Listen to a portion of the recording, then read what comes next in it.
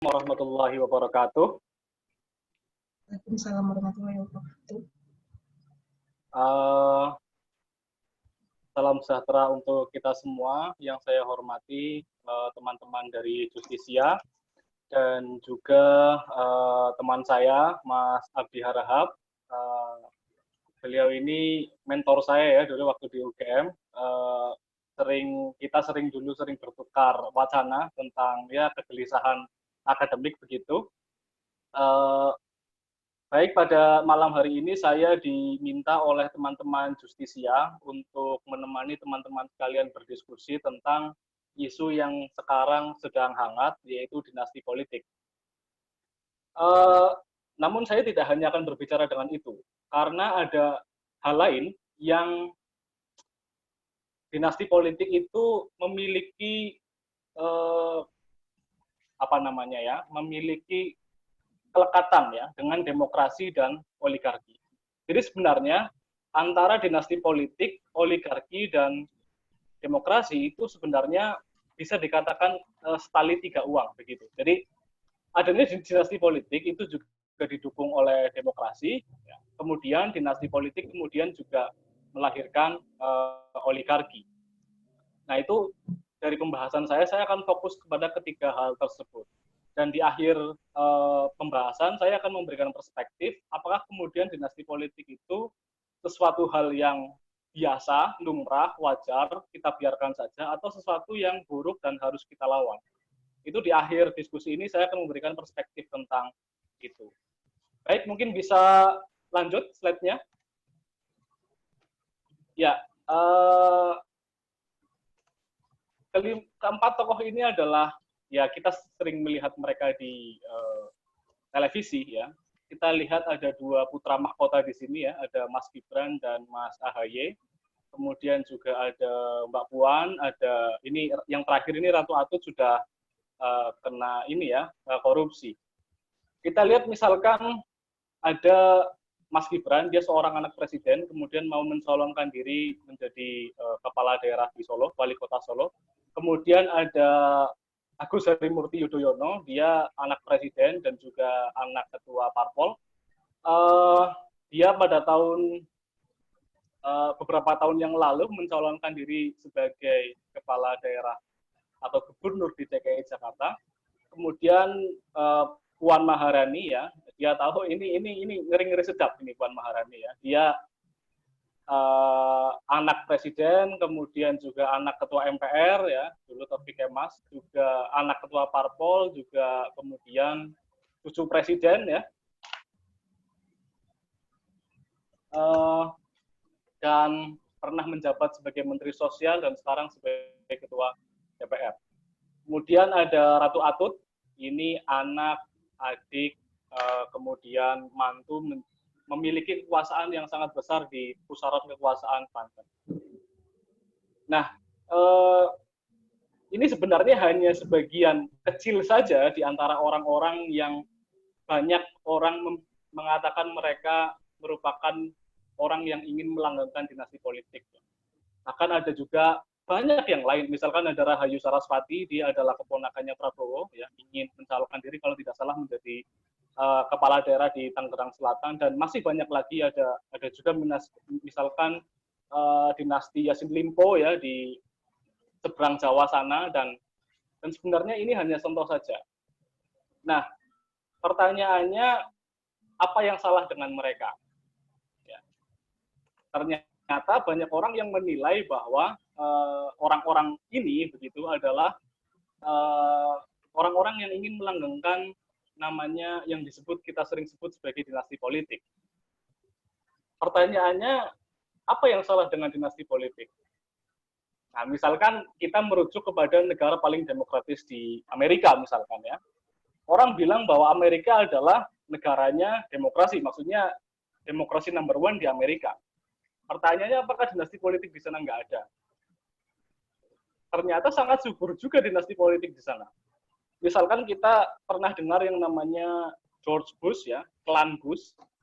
Itu ada dua orang dari klan Bush pernah menjadi seorang presiden.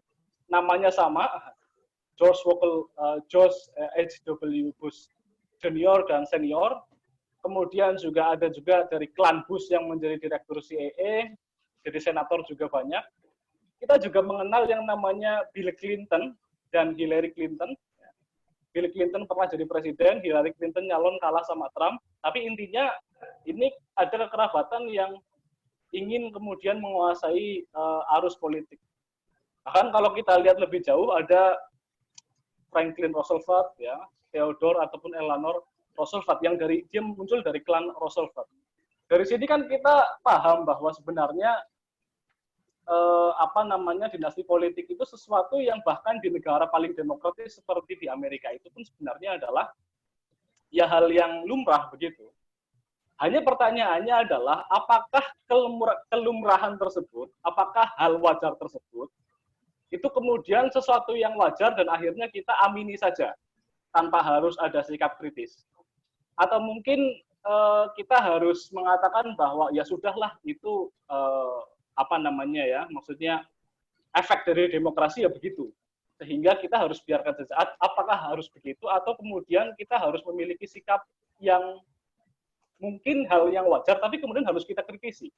Nah, ini yang kemudian ingin saya ulas lebih mendalam di slide selanjutnya. Silakan slide selanjutnya. Nah, di sini di Indonesia itu dinasti politik itu pernah dilarang.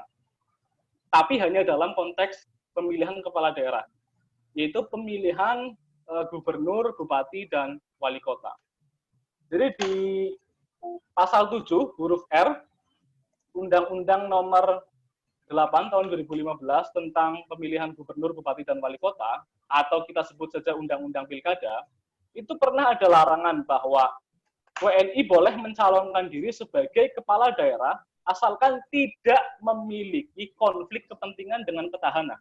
Petahana itu incumbent ya, berarti orang yang sedang menjadi gubernur, bupati, atau wali kota. Jadi seseorang itu boleh mencalonkan diri menjadi kepala daerah asalkan ya, tidak memiliki konflik kepentingan. Pertanyaannya, apa yang disebut sebagai konflik kepentingan itu? Nah, di penjelasan undang-undang tersebut, itu sangat jelas. Yang disebut sebagai konflik kepentingan adalah tidak memiliki hubungan darah.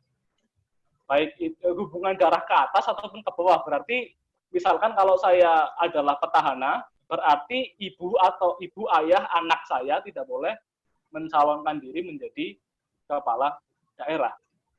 Tapi hanya itu saja, maksudnya larangan dinasti politik itu hanya dalam konteks pilkada saja, itu yang saya temui. Tapi itu hanya berlaku dalam kurun waktu 2015. Karena kenapa? Karena setelah itu ada orang yang menjudicial review undang-undang tersebut ke Mahkamah Konstitusi. Dan Mahkamah Konstitusi memutus bahwa pasal 7 huruf R Undang-Undang nomor 8 tahun 2015 yang melarang dinasti politik itu dinyatakan inkonstitusional. Nah, jadi di sini MK justru melegalkan politik dinasti dalam artian larangan di Undang-Undang Pilkada sebelumnya tentang dinasti politik justru dinyatakan inkonstitusional oleh Mahkamah Konstitusi. Maka kan sama saja Mahkamah Konstitusi melegalkan dinasti politik.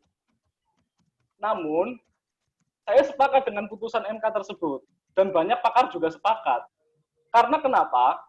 Karena kalau misalkan seseorang dilarang mencalonkan diri menjadi kepala daerah hanya karena kemudian memiliki hubungan darah, maka betapa sangat tidak adil hukum tersebut kepada orang yang ingin mencalonkan kepala daerah tersebut.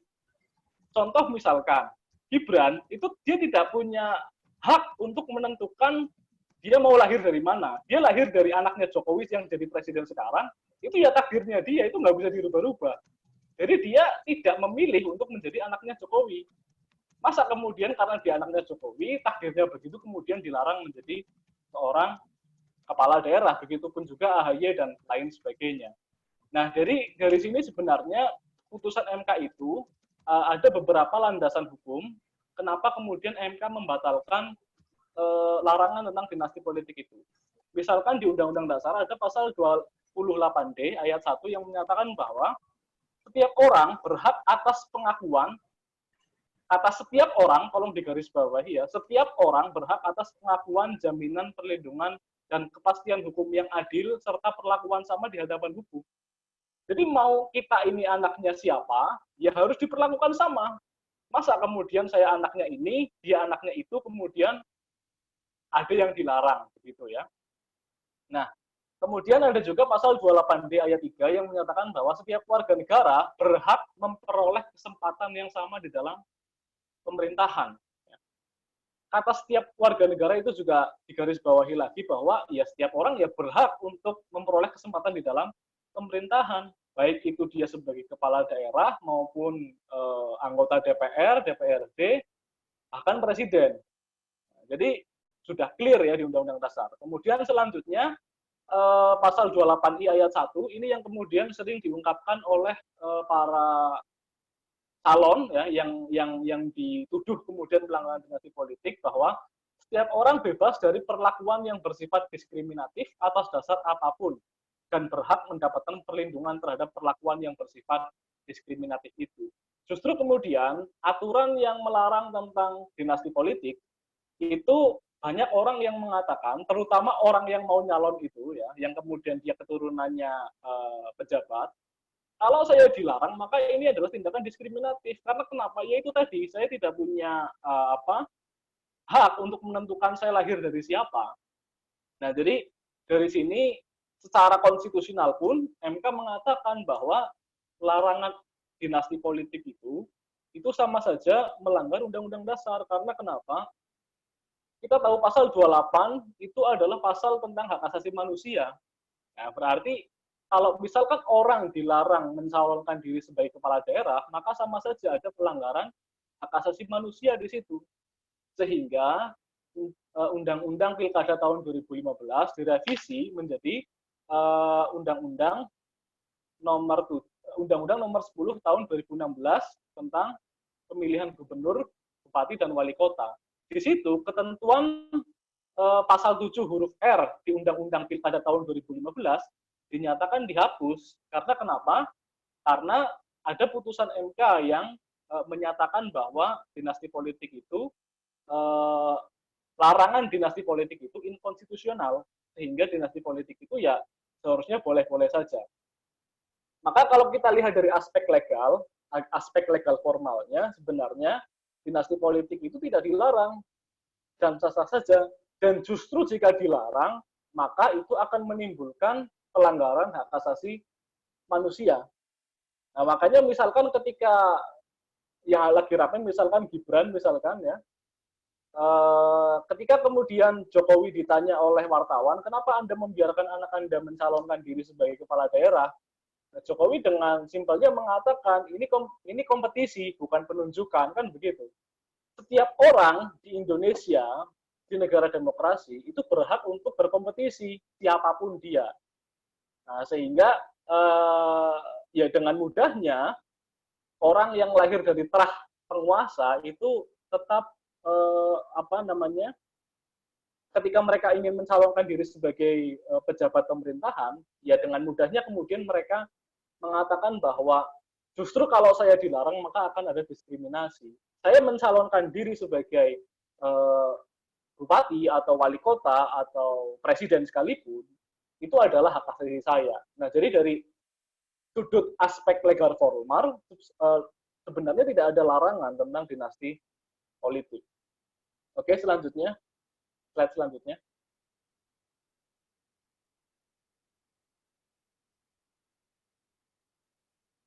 Bisa dilanjutkan slide selanjutnya? Nah, ya. Nah, disinilah kemudian saya akan memberikan sebelumnya ini saya belum selesai. Nah, ya, slide ini ya. Nah, ini adalah slide di mana saya akan memberikan perspektif tentang dinasti politik ya.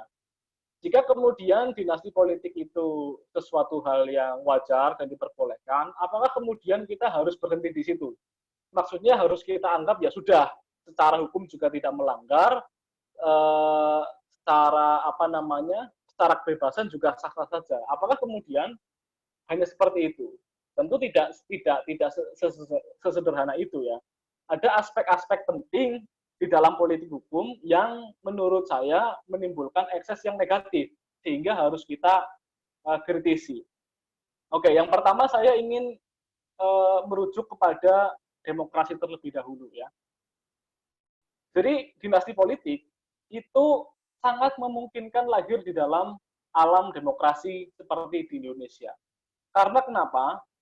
Di Indonesia itu semua orang bebas. Bebas untuk apa? Bebas untuk menyuarakan aspirasi politiknya. Ingat, demos artinya rakyat, kratos artinya kekuasaan. Kekuasaan rakyat. Rakyat itu siapa? Ya kita semua. Kita semua bebas atau berkuasa untuk menyuarakan aspirasi politik. Termasuk bebas untuk membangun politik kekerabatan. Nah, itulah alam demokrasi. Yang paling utama ditawarkan oleh demokrasi itu sebenarnya menurut saya bukanlah kesejahteraan, tapi kebebasan. Sehingga dulu kan paradoks sekali ketika ada istilah demokrasi terpimpin dan akhirnya itu diprotes habis-habisan oleh masyarakat pada waktu itu. Meskipun demokrasi liberal juga sangat parah ya pada waktu itu. Tapi demokrasi itu pasti akan melahirkan yang namanya kebebasan. Termasuk apa? Kebebasan bagi setiap orang untuk menyuarakan aspirasi politiknya, termasuk membangun politik dinasti. Kemudian, dinasti politik, argumentasi saya yang kedua, dinasti politik hampir pasti melahirkan oligarki. Nah, di sini saya akan mulai masuk kepada ranah oligarki. Apa itu oligarki? Saya mengutip Jeffrey Winter, oligarki itu adalah sesuatu yang menyebabkan konsentrasi kekuasaan dan konsentrasi kekayaan pada segelintir orang. Yang dimaksud konsentrasi itu adalah terpusat ya, kekuasaan yang terpusat pada segelintir orang dan kekayaan dan mengakibatkan kekayaan yang terpusat pada segelintir orang. Misalkan saat ini, siapa yang berkuasa, katakan begitu. Kan orang-orang itu saja, kan ketua partai ya. Misalkan pusat kekuasaan itu ada di ketua partai, katakan begitu. Kita misalkan bisa sebut Megawati, SBY, dan lain sebagainya. Sehingga sebenarnya masyarakat ini ya, kalau kita mau merefleksikan diri, jadi kan di dalam demokrasi sebenarnya satu orang satu suara. One vote, one person. Pertanyaannya apakah itu betul? Jika saya tanyakan kepada teman-teman sekalian, suara saya dengan suara SBY atau suara Megawati, di dalam alam demokrasi itu kan sebenarnya ya 1:1. Tapi pertanyaannya, kualitasnya lebih tinggi mana? Nah, tentu 1000 kali lebih kuat kualitas yang dimiliki oleh Megawati atau SBY sebagai ketua partai. Ya. Jadi dari sini kita bisa mengatakan bahwa di dalam demokrasi itu sangat mungkin melahirkan yang namanya konsentrasi kekuasaan yang seperti sekarang terjadi. Akhirnya konsentrasi kekuasaan itu melahirkan konsentrasi kekayaan. Di Indonesia, itu jumlah orang kaya dengan orang miskin itu sangat timpang sekali. Jadi, 70% kekayaan Indonesia itu mungkin hanya dikuasai 5% seseorang, begitu ya. Nah, jadi kenapa bisa begitu? Karena kekuasaannya terkonsentrasi. Kekuasaan itu selalu ingin mencari kekayaan. Kekayaan itu sangat penting untuk modal kampanye, politik, dan lain sebagainya. Sehingga itu melahirkan hal seperti itu. Jika ada kekuasaan dan kekayaan yang terkonsentrasi, maka pertanyaannya rakyat sejahtera atau tidak? Kan tidak. Karena kenapa? Kita yang di demokrasi itu yang seharusnya kekuasaan itu 1:1, akhirnya menjadi 1:1000. Kekayaannya pun begitu. Jadi antara saya misalkan dosen biasa yang gajinya segitu dengan politisi yang mungkin kerjanya wirawiri begitu, itu gajinya berkali-kali lipat. Karena kenapa? Mereka memegang sumber-sumber kekuasaan. Ya. Nah, disinilah kemudian kita sampai pada paradoks demokrasi, oligarki, dan dinasti politik. Yang pertama, dinasti politik itu tidak bertentangan dengan hukum. Ya. Jadi paradoksnya itu di lain sisi dinasti politik tidak bertentangan dengan hukum. Ya, kita kemudian sebagai masyarakat tidak punya hak untuk menuntut, misalkan katakanlah Gibran ataupun AHY agar tidak nyalon, kita tidak punya kewenangan untuk itu, ya, kita tidak punya dasar hukum untuk itu. Namun paradoksnya adalah dinasti politik itu akan menyebabkan ketimpangan yang sangat lebar. Ya. Jadi kayak tadi misalkan ya, suara saya dengan suara AHY atau suara saya dengan suara Gibran itu lebih besar mana? Secara segi demokrasi seharusnya ya sama. AHY punya satu suara, saya punya satu suara. Tapi di dalam prakteknya tidak begitu. Suara suara pangeran putra mahkota itu dengan saya jauh sekali ya. Jadi dari sini oligarki itu menyebabkan ketimpangan yang sangat lebar. Nah, terus kalau sudah begini kan bagaimana begitu? Di lain sisi kita tidak bisa memprotes ya secara hukum bahwa dinasti politik itu salah karena legal sebenarnya ya. Namun di lain sisi dinasti politik itu merusak menurut saya. Oleh karena itu, jalan satu-satunya adalah kita, we commoners have to fight. Ya. We commoners, commoners itu artinya rakyat jelata, ya rakyat biasa lah. Jadi kita yang di sini-sini ini kan sebenarnya rakyat biasa. Ada nggak di sini yang punya terah politik? Ya? Nah, kalau ada ya mungkin bisa ikut berjuang begitu ya. Nah, tapi sangat sulit ya, meskipun sangat sulit ya, namun tidak ada jalan lain selain kita harus melakukan yang namanya mobilisasi masyarakat. Masyarakat di sini bukan masyarakat kelas atas, tapi masyarakat biasa saja yang bertujuan untuk menentukan pemimpin yang betul-betul pro rakyat. Jadi problem di dalam dinasti politik, ya, misalkan katakanlah orang-orang yang saya sebut tadi, apakah saudara-saudara sekalian percaya kalau misalkan orang-orang tersebut betul-betul pro rakyat?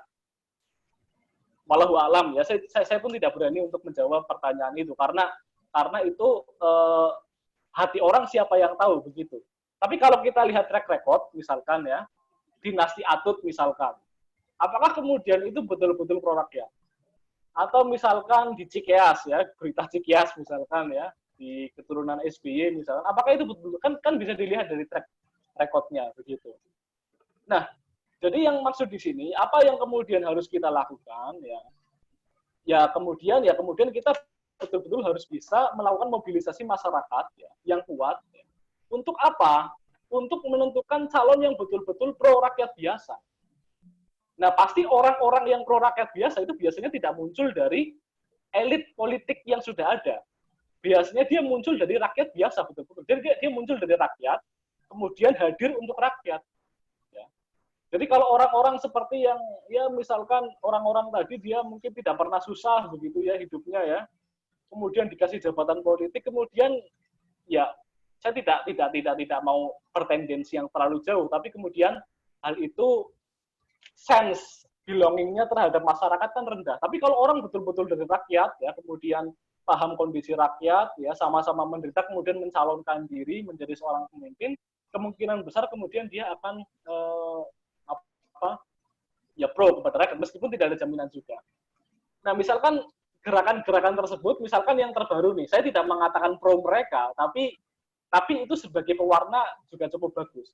Kami ya, koalisi aksi menyelamatkan Indonesia itu menarik ya. Di situ ada dosen kita di situ ya, Pak Refli Harun ya, itu dia masuk koalisi tersebut.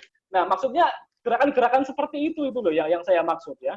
Yang kemudian gerakan yang menurut saya yang satu-satunya yang bisa mengimbangi ganasnya oligarki dan yang lahir karena dinasti politik. Yang arahnya adalah bukan hanya memberikan kritik saja, tapi arahnya adalah memunculkan figur yang non-oligarkis, yang non-dinasti politik, yang dia tidak memiliki track record oligarkis,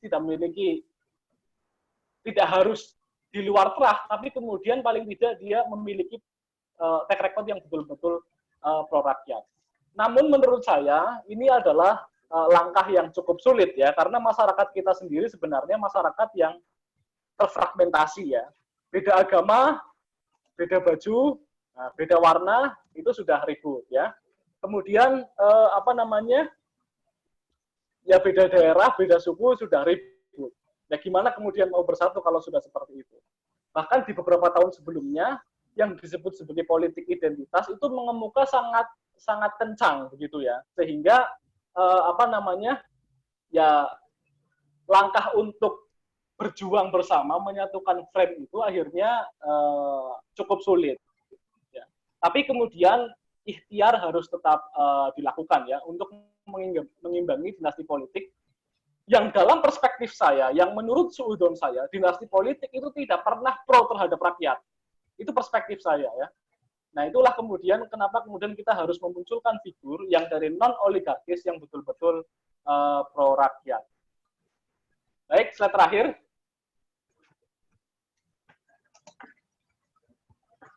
Nah, sebelum saya mengakhiri diskusi ini ya, yang dari saya ingin mengutip pendapat Soekarno sendiri ya, yang sekarang terahnya juga kemana-mana gitu, dalam yang klannya sangat kuat sekali ya. Jadi perjuanganku lebih mudah karena melawan penjajah, ya ini sangat populer ya. Namun perjuangan kalian akan lebih sulit karena melawan bangsa sendiri. Nah ini yang kita hadapi sekarang ya.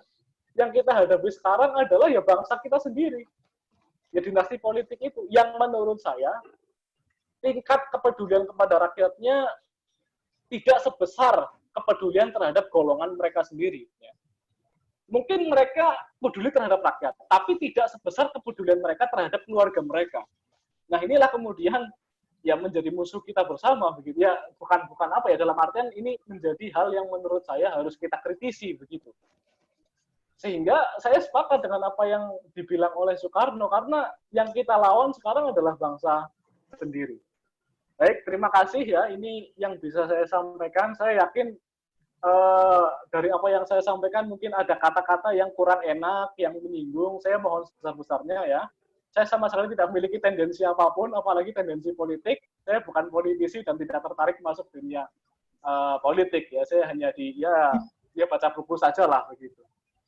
Oke, terima kasih dari saya. Assalamualaikum warahmatullahi wabarakatuh. Waalaikumsalam warahmatullahi wabarakatuh. Terima kasih atas pemaparannya, Saudara Labib Mutakin SHMH.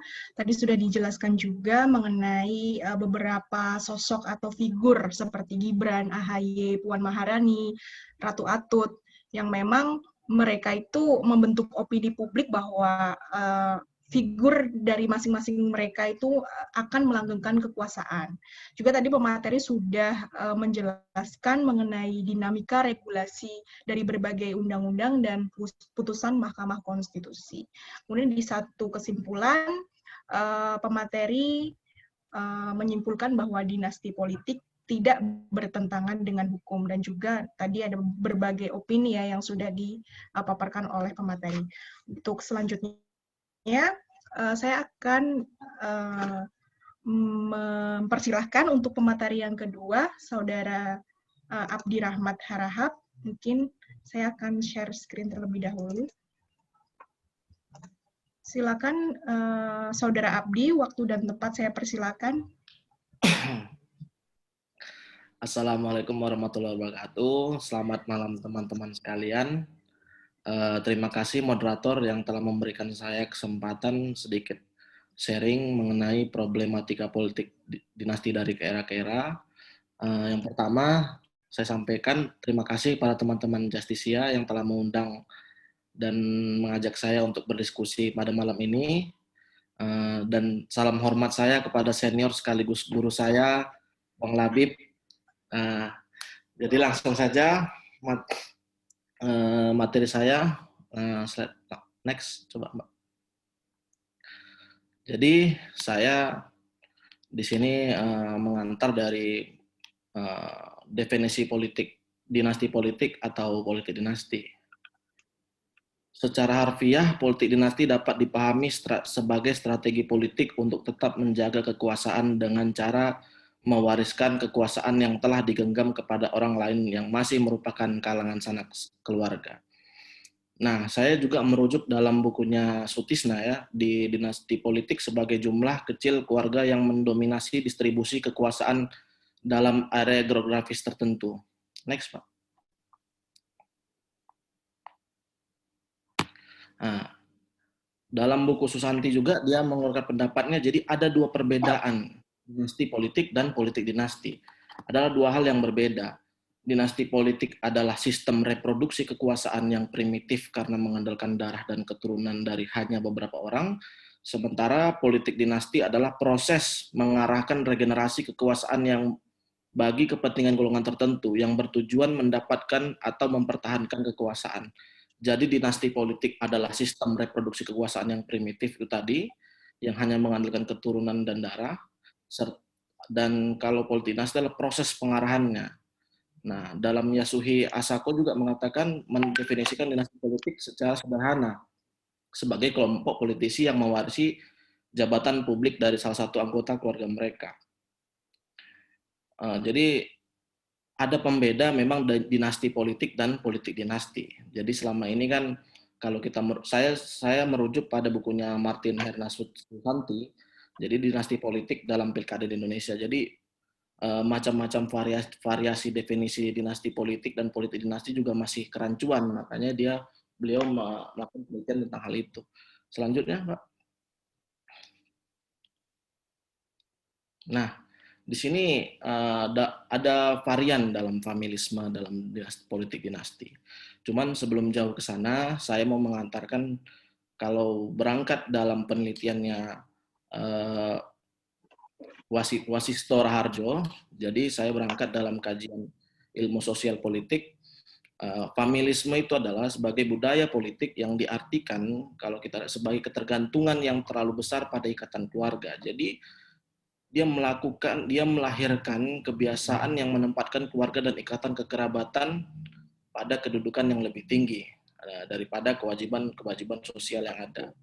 Nah, juga kalau dikaitkan dengan kasus di Eropa Pertengahan ya, bahwa individualisme seseorang dalam ekspresi berpolitik tidak akan menjadi kuat jika tidak melibatkan sanak famili di dalamnya.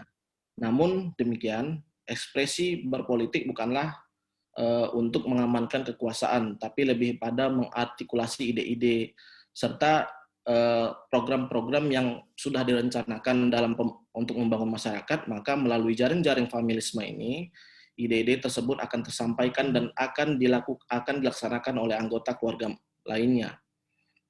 Jadi, secara konseptual, preferensi politik familis sebenarnya lebih mengarah pada perilaku menjaga moral daripada mengejar kekuasaan. Nah, kalau kita bandingkan dengan kejadian sekarang, proses pelanggengan kekuasaan itu sebenarnya sangat erat kaitannya dengan naluri-naluri alamiah yang ada dalam diri manusia. Misalnya yang senantiasa menjaga zona kenyamanan, serta fasilitas kemapanan dalamnya. Jadi itulah yang mendorong segala hal yang dilakukan oleh penguasa untuk menjaga kekuasaannya tetap terpusat dan tidak berpindah ke pihak lain melalui beragam cara. Jadi itu sedikit teori dalam budaya politik familisme. Nah, jadi dalam varian familisme ini ada 3. Familisme, kuasi-familisme, dan egoisme familisme. Bisa lanjut, Mbak?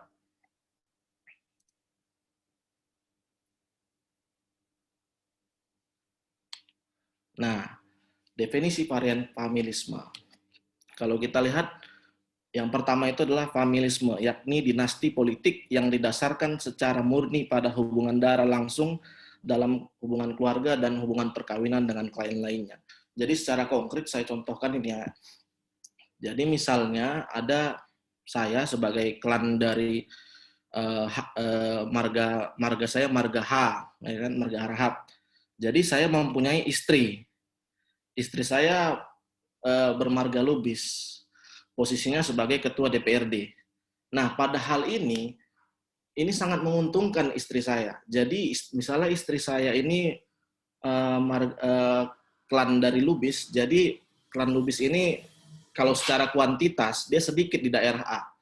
Nah, klan dari saya, yaitu Harahap tadi, besar. Jadi, dia akan menguntungkan dan menjadi kuat jika secara kuantitas tadi rendah, ketika bergabung tadi, maka akan menjadi hal yang besar dan akan merambah kepada cabang-cabang kekuasaan lainnya. Bisa jadi sampai kepada penegak hukum, baik dari polisi, kejaksaan, jadi semua lini akan dirambah demi memperkuat dinasti politik.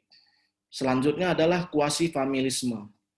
Model ini didasarkan pada afeksi dan solidaritas dari anggota keluarga dalam struktur kekuasaan. Jadi kalau saya lihat di quasi-familisme ini, konkretnya ialah dia ini menggalang proses solidaritas bagi anggotanya baik yang berada dalam ranah formal dan informal. Misalnya contoh kasus di Banten ya, kita lihat di kasus dinasti Hasan Sabib itu ayahnya dari Ratu Atut itu. Jadi misalnya anak-anaknya ini kan kayak Ratu Atut ini mempunyai cabang-cabang dinasti itu kan tidak hanya dalam lingkungan eksekutif, baik dari legislatif, sampai ke non formal, LSM, ketua partai, itu kalau kita lihat saudaranya yang sekarang menjabat dalam kepengurusan Partai Golkar. Nah, jadi dia tidak hanya dalam kekuasaan, tapi dia masuk dalam sektor informal. Itu yang ada dalam quasi-familisme. Sedangkan egoisme familisme, model dinasti politik ini didasarkan pemenuhan aspek fungsionalisme dibanding hanya menuruti garis keturunan maupun ikatan darah. Konteks egois ini, kalau kita pahami, contohnya ya, yang saya pahami dari penelitian Wasisto Raharjo tadi, dia jadi misalnya kepala daerah, misalnya saya menjadi kepala daerah sudah 2 periode, dan saya tidak mempunyai trah yang meyakinkan atau mumpuni lah untuk menggantikan saya. Nah, tapi saya di sini saya membutuhkan orang-orang yang untuk menjaga kekuasaan saya secara informal, yaitu program-program yang telah saya buat, kebijakan yang telah saya buat, saya ingin melanggengkannya. Jadi saya rekrut orang, saya kader dia, jadi saya betul-betul mengkader sampai dia terpilih. Nah, di situ kan bisa dilihat bahwa terdapat penafsiran pemerintah yang sekarang ini adalah pemerintah yang bayangan. Nah, dalam konteks egoisme familisme. Jadi sebenarnya pemimpin yang telah terpilih tadi itu kan hanya berada di bawah bayangan pemimpin yang lama. Itulah konsep dari egoisme familisme. Lanjut, Mbak. Nah, ini saya dapat dari data dari Kemendagri dan LIPI ya. Jadi ada model-model dinasti politik, regenerasi, lintas kamar, lintas daerah. Lintas kamar itu tadi dari segala instansi, baik eksekutif, legislatif, bahkan di dalam pemerintahan daerah sampai pejabat struktural di OPD-OPD. Nah, kalau lintas daerah ini kan bisa jadi beda daerah ya. Nah, tipologi dinasti politik ada populisme, tribalisme, octopussy, dan feodal. Jadi itu berbagai macam sebenarnya kalau kita lihat model-model dinasti politik. Selanjutnya, Mbak.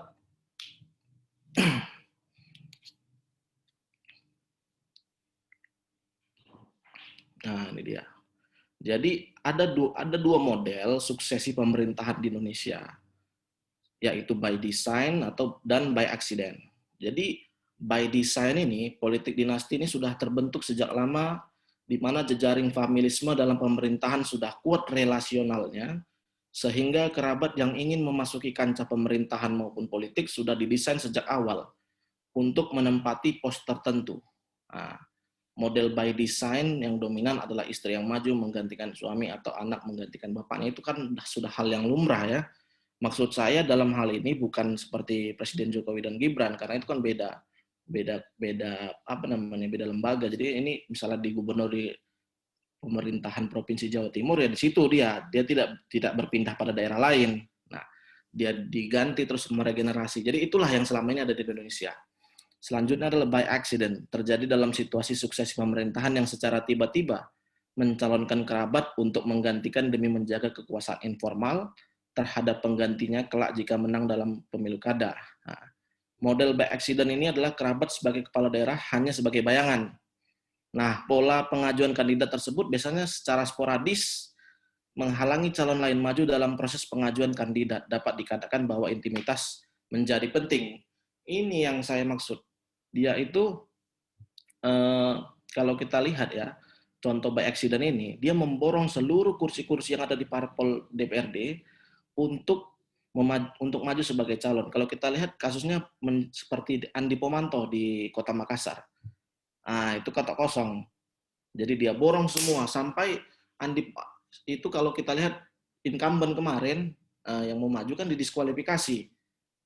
Nah, makanya sudah didiskualifikasi, malah peserta pemilihan itu kalah pula. Nah, makanya akan ada pemilihan ulang di tahun ini di Makassar itu. Selanjutnya, Mbak. Nah, ini ada penyebab politik dinasti. Apa sih penyebab-penyebabnya? Sama tadi seperti yang disampaikan oleh senior dan guru saya tadi, banyak mengenai oligarki politik, tapi sumber dan muaranya itu ada di lembaga partai politik belum demokratis. Macetnya kaderisasi parpol, penjaringan yang tidak maksimal, ketidakpercayaan diri partai, kader partai, dan oligarki politik. Apa sih macetnya kaderisasi? Ya kalau kita lihat kader-kader partai sekarang yang tidak ada sih, yang maksudnya yang tidak seperti zaman era tahun 98 sampai 2005 ya, yang betul-betul pengkaderan kader partai itu dari bawah, dari tingkat DPC sampai DPD, DPP. Sekarang kan banyak nih comot-comotan. Jadi kalau saya tokoh yang tidak ada kendaraan, saya dicomot oleh partai karena partai nggak ada kader, karena macet, karena suksesi kepemimpinan itu tidak ada. Saya lihat misalnya di Partai Nasdem tidak berganti ketua umumnya. Jadi kalau saya lihat partai-partai yang masih eksis ya untuk melakukan demokrasinya, ya misalnya Golkar, PAN, memang walaupun berdarah-darah ya. Kalau kita lihat PDI ya tidak berganti. Jadi justru oligarki itu luar biasa sebenarnya. Walaupun peristiwa Suryadi dulu waktu PDI pecah itu kan katanya PDI harus demokratis, tapi pada kenyataannya tidak.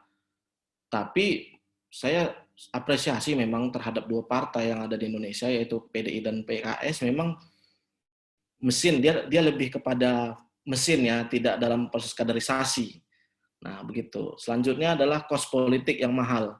Mahalnya ongkos peserta pemilu atau pemilihan, tingginya mahar, sulitnya calon independen. Ini sebenarnya sebuah solusi yang ditawarkan oleh negara untuk calon-calon kepala daerah yang ingin maju, tapi tidak dengan cara-cara dinasti politik atau sampai dengan mahar. Tapi apa?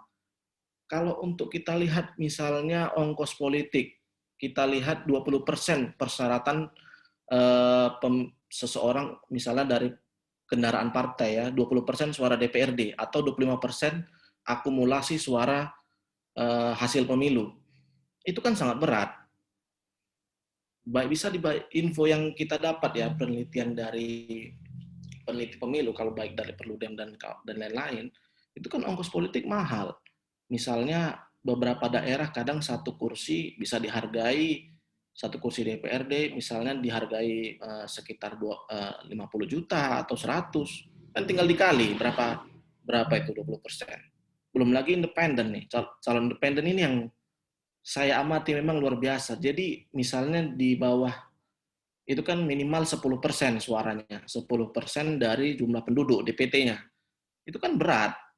Belum lagi kondisi geografis yang ada di Medan tersebut. Misalnya ada di Kabupaten di Sulawesi ya, yang pernah saya datangi, itu kondisinya berat untuk mengumpulkan misalnya dari 200.000, 20.000 lah misalnya, 20.000 pendukung. Itu kan calon independen kan bukan hanya satu, ada 5 misalnya. Ya, dikali berapa itu? Kan mahal. Belum lagi mobilisasi massanya ketika mengumpulkan orang tersebut untuk diverifikasi oleh KPU. Itu kan menjadi problematis tersendiri. Namun saya pikir memang perlu dilakukan perbaikan dalam hal itu ya.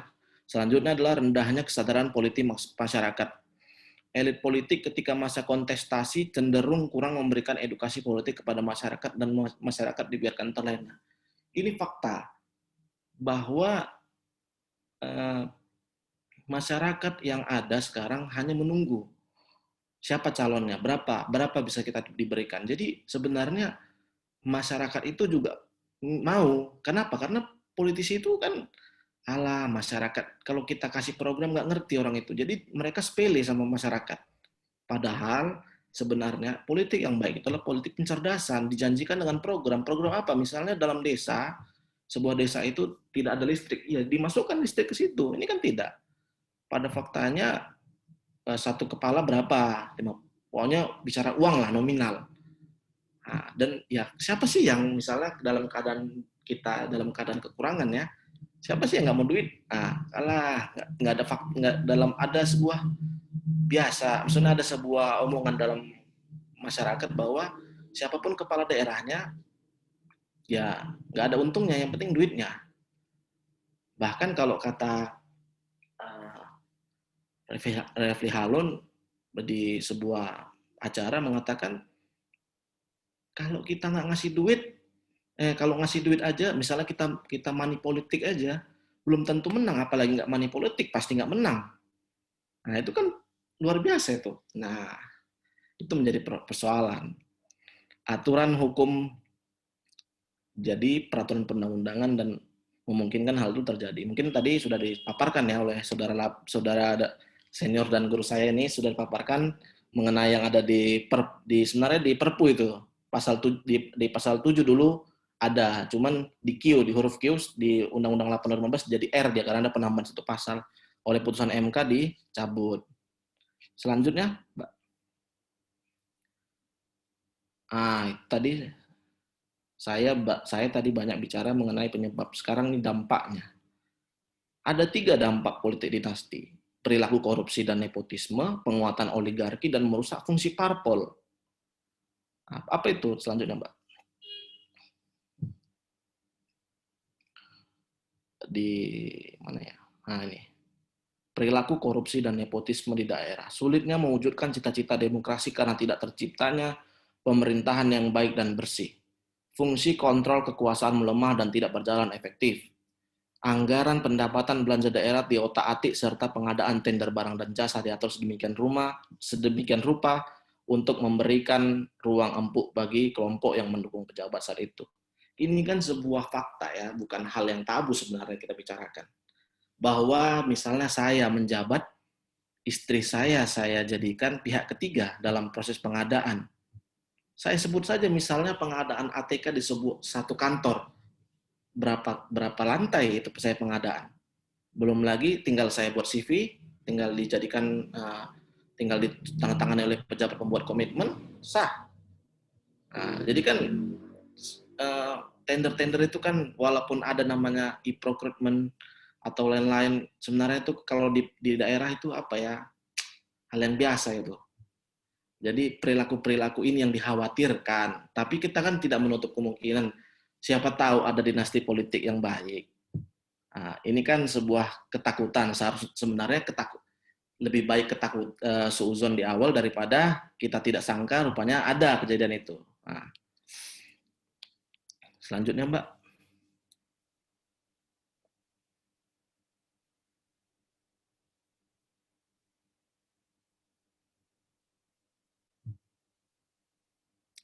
Ini dia. Tadi sudah banyak disampaikan oleh Labib bahwa penguatan oligarki di kalangan elit. Nah, ini dia bahwa oligarki itu memang sangat luar biasa. Kekuasaan itu hanya dikuasai oleh segelintir orang. Jadi untuk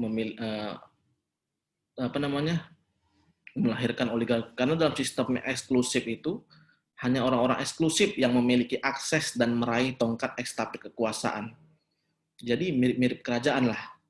Nah, justru dampaknya apa? Tertutupnya kesempatan masyarakat yang merupakan kader, handal dan berkualitas, serta sirkulasi kekuasaan hanya berputar di lingkungan elit dan pengusaha semata. Sehingga sangat potensial negosiasi dan penyusunan konspirasi kepentingan. Ya mirip-mirip ini kalau kita lihat di wali kota Medan ya, ini kan menantu Presiden Jokowi nih. Itu kan akhir itu yang sekarang wali kota incumbent ingin maju. Itu kader luar biasa itu sebenarnya dari PDI lama dia. Bayangkan sudah di depan mata dia ingin mewujudkan cita-cita politiknya, ingin maju kembali, tapi dihalangi oleh partai sendiri, dan partai lebih memilih orang yang mempunyai kekuasaan dan mempunyai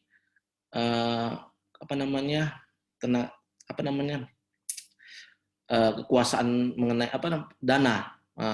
Jadi kalau kita lihat Bobi ini kan dari kalangan pengusaha, dan yang paling menentukan sebenarnya adalah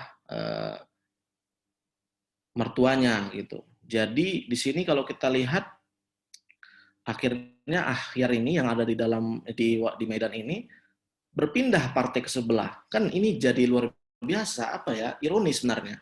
Saya membesarkan partai ini, bahkan ketika saya menjabat misalnya jadi wali kota, menang dari partai, saya kan pasti kan adalah setoran-setorannya. Saya besarkan juga partai saya dong.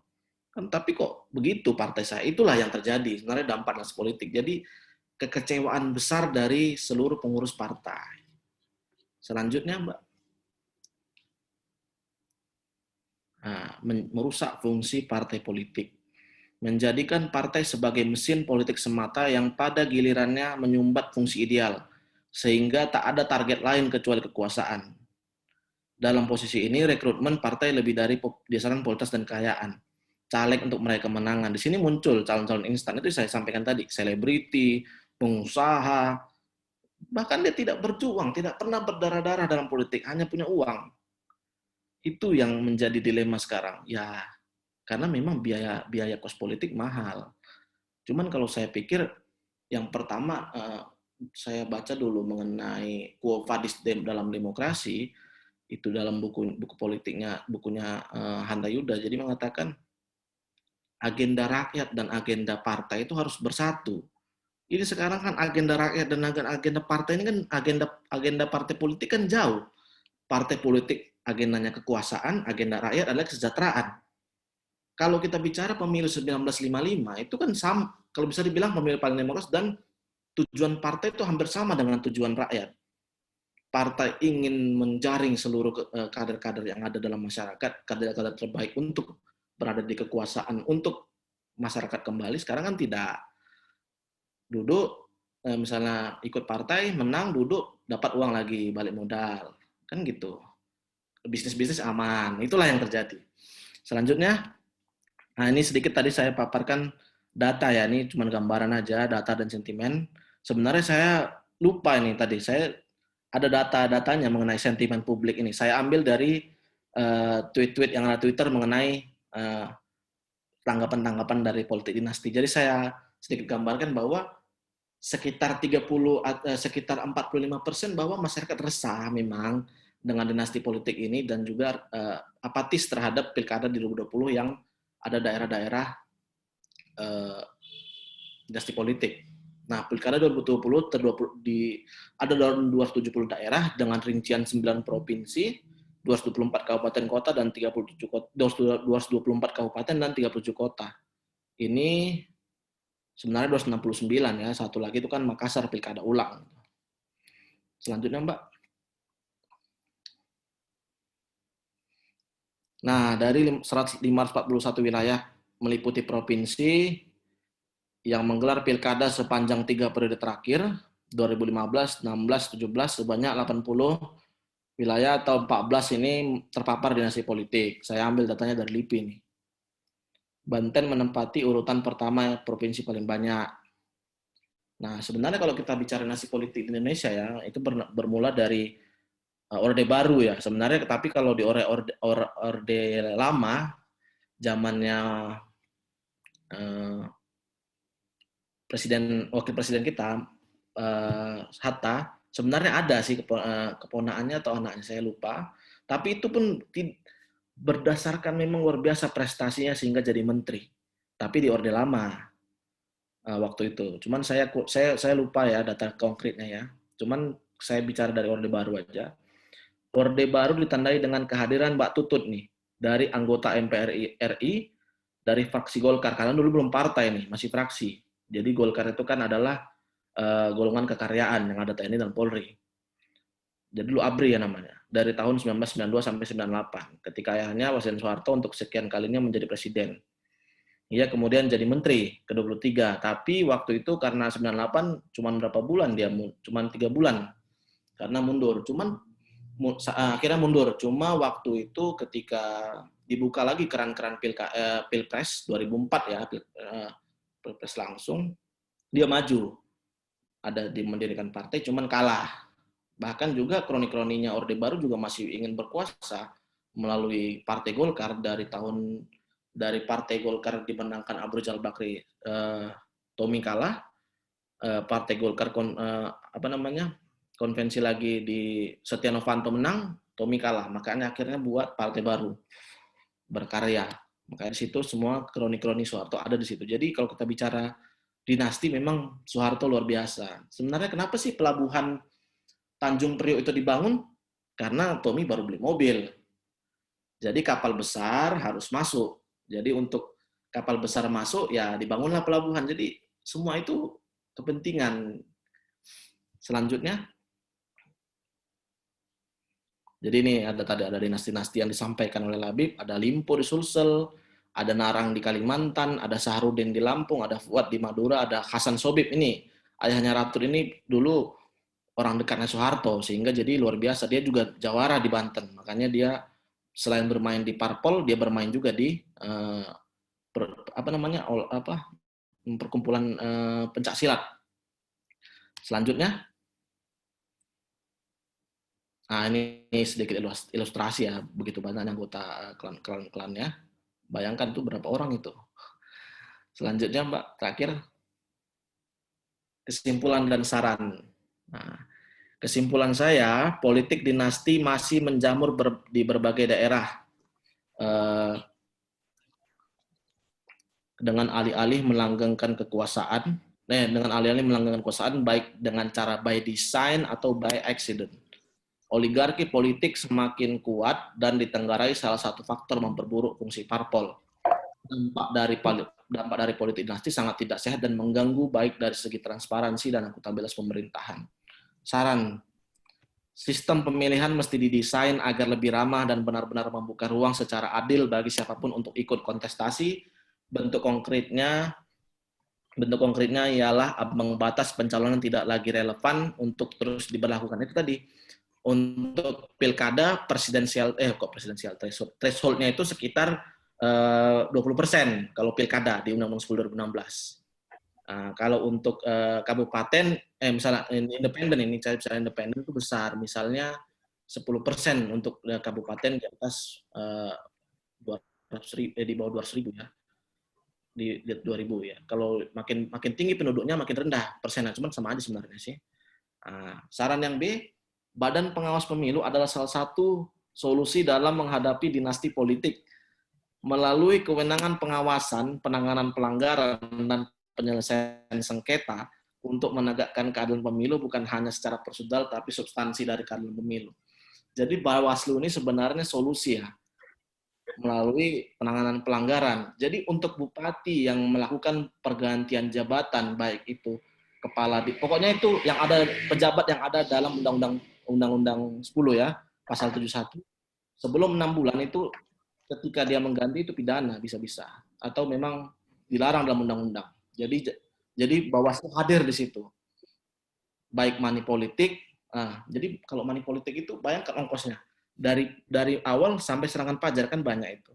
Nah, yang terakhir, peran parpol seharusnya jauh lebih besar untuk menghambat laju dinasti politik jika proses rekrutmen kandidat dilakukan secara terbuka.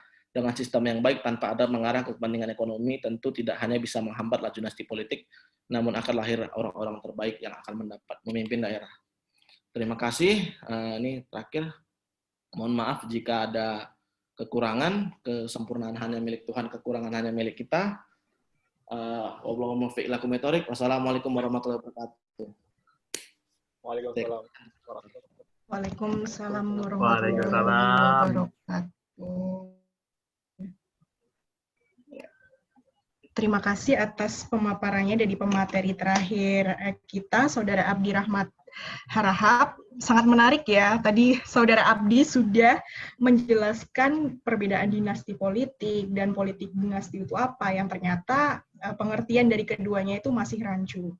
Kemudian juga dijelaskan varian familisme dalam politik dinasti itu ada berbagai macam, ada familisme, kuasi-familisme, egoisme familisme, dan dibuktikan dengan fenomena yang sudah terjadi. Ternyata cabang-cabang kekuasaan itu tidak hanya dalam ranah eksekutif, namun juga masuk ke sektor-sektor informal seperti LSM, seperti itu. Kemudian juga pemateri menekankan bahwa seharusnya peran Badan Pengawas Pemilu itu harus dimaksimalkan untuk menangani fenomena politik dinasti ini, ya.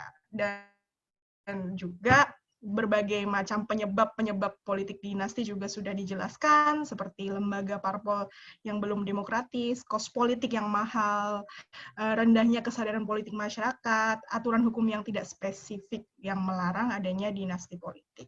Oke, untuk mempersingkat waktu, mungkin kita sudah banyak menerima pertanyaan dari peserta. Yang pertama, saya bacakan dari Saudara Opik Rozikin. Salam izin bertanya perihal korelasi demokrasi, oligarki, dan khilafah. Apakah semuanya cenderung sama dalam menyikapi dinasti politik? Ini sepertinya pertanyaan yang cukup berat ya, yang mungkin silakan pemateri dipersilakan waktunya untuk menjawab, baik dari pemateri pertama maupun pemateri kedua. Perihal korelasi demokrasi, oligarki, dan khilafah, apakah semuanya cenderung sama dalam menyikapi dinasti politik? Monggo dijawab. Saya persilakan mungkin Labib nih. Ini pertanyaan berat ya. Ya. Karena Baik. Kalau khilafah nih jago nih. Baik, terima kasih pertanyaannya. Khilafah dan demokrasi. Saya mungkin berangkat dari itu dulu ya. Jadi ada Perpu tahun 2017 ya, yang itu melarang, yang pada intinya membubarkan HTI ya. Saya langsung aja sebut nama, Hizbut Tahrir Indonesia. Itu kan muncul Perpu tahun 2017 oleh Presiden Jokowi yang dengan tegas menyatakan bahwa HTI itu tidak sesuai dengan prinsip-prinsip demokrasi dan ingin mengganti ideologi Pancasila. Jadi dari sini memang antara khilafah dan demokrasi itu sangat bertentangan. Karena kenapa? Kalau demokrasi itu adalah people sovereignty atau kedaulatan rakyat, kalau khilafah itu adalah kedaulatan Tuhan yang dipegang oleh orang. Jadi akhirnya pemilihan sistem election itu tidak berdasarkan sistem one person one vote ya, seperti di demokrasi, tapi ya berdasarkan prinsip-prinsip di dalam khilafah. Nah, khilafah sendiri itu bukan politik dinasti ya, bukan dinasti politik ya. Tadi sudah dijelaskan oleh Mas Abdi bahwa dinasti politik itu relasinya adalah dengan relasi darah ya, antara pejabat satu dengan pejabat yang lain. Nah, khilafah itu tidak didasarkan atas relasi darah, tapi didasarkan atas relasi keimanan. Ya. Jadi, misalkan ketika ada seseorang yang memiliki madhab yang sama, antara orang yang satu dengan yang satu sama-sama mendukung khilafah, maka ya terjadilah kemudian relasi politik di situ. Jadi, dari sini saya ingin mengatakan bahwa khilafah itu tidak relevan dengan demokrasi dan tidak relevan dengan dinasti politik. Kalau kita misalkan lihat ya, tapi kalau misalkan khilafah itu merujuk kepada Ottoman Empire ya, Ottoman Empire itu adalah di Turki Utsmani, itu ya jelas dinasti politik. Karena kenapa? The last khilafah itu kan yang paling besar kan Ottoman ya, Turki Utsmani. Itu ya tentu dinasti politik. Karena kenapa? Itu ada hubungan darah yang sangat kuat. Orang agar bisa menjadi raja itu harus anaknya. Nah, tapi harus dibedakan di sini antara monarki dengan khilafah. Jadi Turki Utsmani itu saya melihatnya adalah sistem monarki yang dibalut dengan khilafah. Tapi khilafah itu bukan politik dinasti itu sendiri. Turki Utsmani yang menganut khilafah, dinasti politik bukan lahir dari khilafah itu, tapi lahir dalam sistem monarki yang sangat langgeng di dalam Turki Utsmani. Nah, jadi kalau kita berbicara khilafah secara berdiri sendiri ya, tidak digandengkan dengan monarki seperti di Turki Utsmani, maka khilafah itu ya sangat berbeda dengan demokrasi dan seharusnya tidak melahirkan oligarki. Nah, kemudian antara relasi oligarki dan relasi antara demokrasi, oligarki dan dinasti politik itu sudah saya jelaskan panjang lebar tadi ya, bahwa di Indonesia itu bahkan di hampir setiap negara, di negara demokrasi manapun, ya, kebanyakan, saya tidak bilang manapun ya, karena misalkan demokrasi seperti di negara-negara Skandinavia itu jauh dari kata oligarki dan dari dinasti politik. Tapi di demokrasi di sebagian besar negara itu pasti melahirkan oligarki atau kekuasaan yang dipegang oleh segelintir orang. Karena kenapa? Di demokrasi itu yang ditawarkan kan kebebasan bagi setiap orang untuk berpolitik. Pertanyaannya setiap orang itu siapa? Ya setiap orang, seluruh masyarakat. Sedangkan di masyarakat itu sendiri ada kelas. Ada kelas orang yang kaya, ada kelas orang yang miskin. Orang yang miskin ketika kemudian harus berkontestasi dengan orang yang kaya, kira-kira yang terjadi bagaimana? Kan pasti yang menang adalah orang kaya. Padahal jumlah orang kaya itu pasti lebih sedikit daripada jumlah orang yang biasa-biasa saja lah seperti kita ini ya.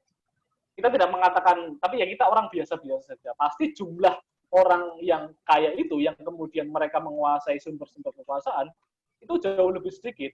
Sehingga yang terjadi adalah oligarki. Oligarki itu adalah kekuasaan mayoritas dipegang oleh sedikit golongan. Nah, jadi itulah relasi antara demokrasi, oligarki, dan dinasti politik. Dan di Indonesia, oligarki itu salah satu munculnya ya dari dinasti politik. Misalkan kita lihat klan ya, klan Cendana, klan Hambalang, ya, klannya Prabowo, klan Cendana, klannya Soeharto, klan Cikeas, kemudian klannya Megawati, apa saya lupa namanya, itu ada nama jalannya ya. Ya banyak kemudian ya Teguh Umar ya, klan ya itu kan jadi akhirnya ya kekuasaan kan di situ-situ saja. Dan itu sah menurut demokrasi. Karena kenapa? Semua orang berhak untuk bertanding. Tapi sayangnya, bagaikan di ring tinju, yang bertanding itu adalah antara kelas ringan versus Mike Tyson gitu, versus kelas berat. Akhirnya yang terjadi, muncullah kemudian kekuatan yang disebut sebagai oligarki. Itu jawaban sementara saya. Oke, baik. Mungkin sudah sangat jelas ya jawaban dari pemateri pertama. Apakah pemateri kedua akan menambahkan atau ingin menjawab pertanyaan selanjutnya? Saudara Abdi. Saya akan menjawab pertanyaan selanjutnya. Oke, pertanyaan selanjutnya saya bacakan dulu dari Saudara Rohmat Muharram. Bagaimana jika dinasti politik menjadikan pemimpin yang diktator? Kalau dinasti politik melahirkan pemimpin yang diktator, itu memang kalau di Indonesia ada, misalnya kita lihat sebenarnya bukan diktator ya, tapi tertutup. Kalau diktator ini dalam arti kan di alam demokrasi sekarang sulit untuk kita capai. Paling presiden ya, karena dia mempunyai kekuasaan dari atas sampai ke bawah. Misalnya dalam gubernur dan bupati. Jadi misalnya dinastik itu hanya akan melahirkan tidak transparannya keuangan daerah, kebijakan publik yang hanya tersentral di dalam dinasti politik tadi. Jadi misalnya janji-janji kampanye itu hanya sebatas janji. Jadi misalnya di daerah A itu, jadi daerahnya hanya stagnan di situ saja. Jadi sibuk saja hanya untuk pembahasan anggaran. Jadi daerah itu hanya sibuk pada pembagian proyek. Kalau kita bilang diktator, apakah bisa diktator itu dimulai dari misalnya kepala daerah? Kalau saya tidak ya. Karena alam demokrasi sekarang aja sudah sulit. Misalnya Jokowi aja sekarang untuk membuat perpu ormas saja habis dia dikritik masyarakat. Nah, itu sih. Mungkin Mas Labib ada tambahan mungkin mengenai apakah bisa di alam demokrasi sekarang dinasti politik melahirkan pimpinan diktator. Saya kembalikan moderator. Baik. Apakah ada tambahan dari pemateri pertama atau sudah cukup penjelasan dari pemateri kedua? Mas Labib. Saya menambahi sedikit ya. Jadi arahnya bukan ke diktator ya, tapi arahnya ke oligarki. Jadi dinasti politik itu arahnya kepada oligarki. Jadi yang diktator itu dia itu adalah kekuasaan yang sewenang-wenang. Kalau kita dulu belajar di Fakultas Hukum, ada yang namanya Rechtsstaat, itu negara berdasarkan hukum. Ada yang disebut sebagai Machtstaat, ya, negara berdasarkan kekuasaan belaka. Itulah yang disebut diktatorship, ya, atau kediktatoran. Jadi diktator itu adalah hukum adalah saya, begitu ya. Jadi apa kata saya yaitu hukum yang harus ditaati. Tapi kalau di Indonesia itu kita masih berdasarkan prinsip-prinsip negara hukum, bukan prinsip-prinsip diktatorship. Hanya saja ya begitu, politik dinasti itu melahirkan yang namanya konsentrasi kekuasaan dan konsentrasi kekayaan yang arahnya kepada oligarki. Dan sebenarnya mereka tidak sewenang-wenang.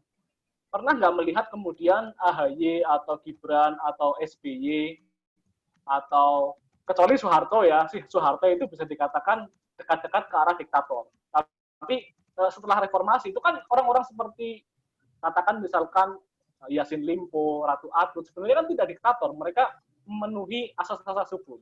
Hanya saja mereka punya sumber daya yang sangat kuat untuk menguasai sumber-sumber kekuasaan.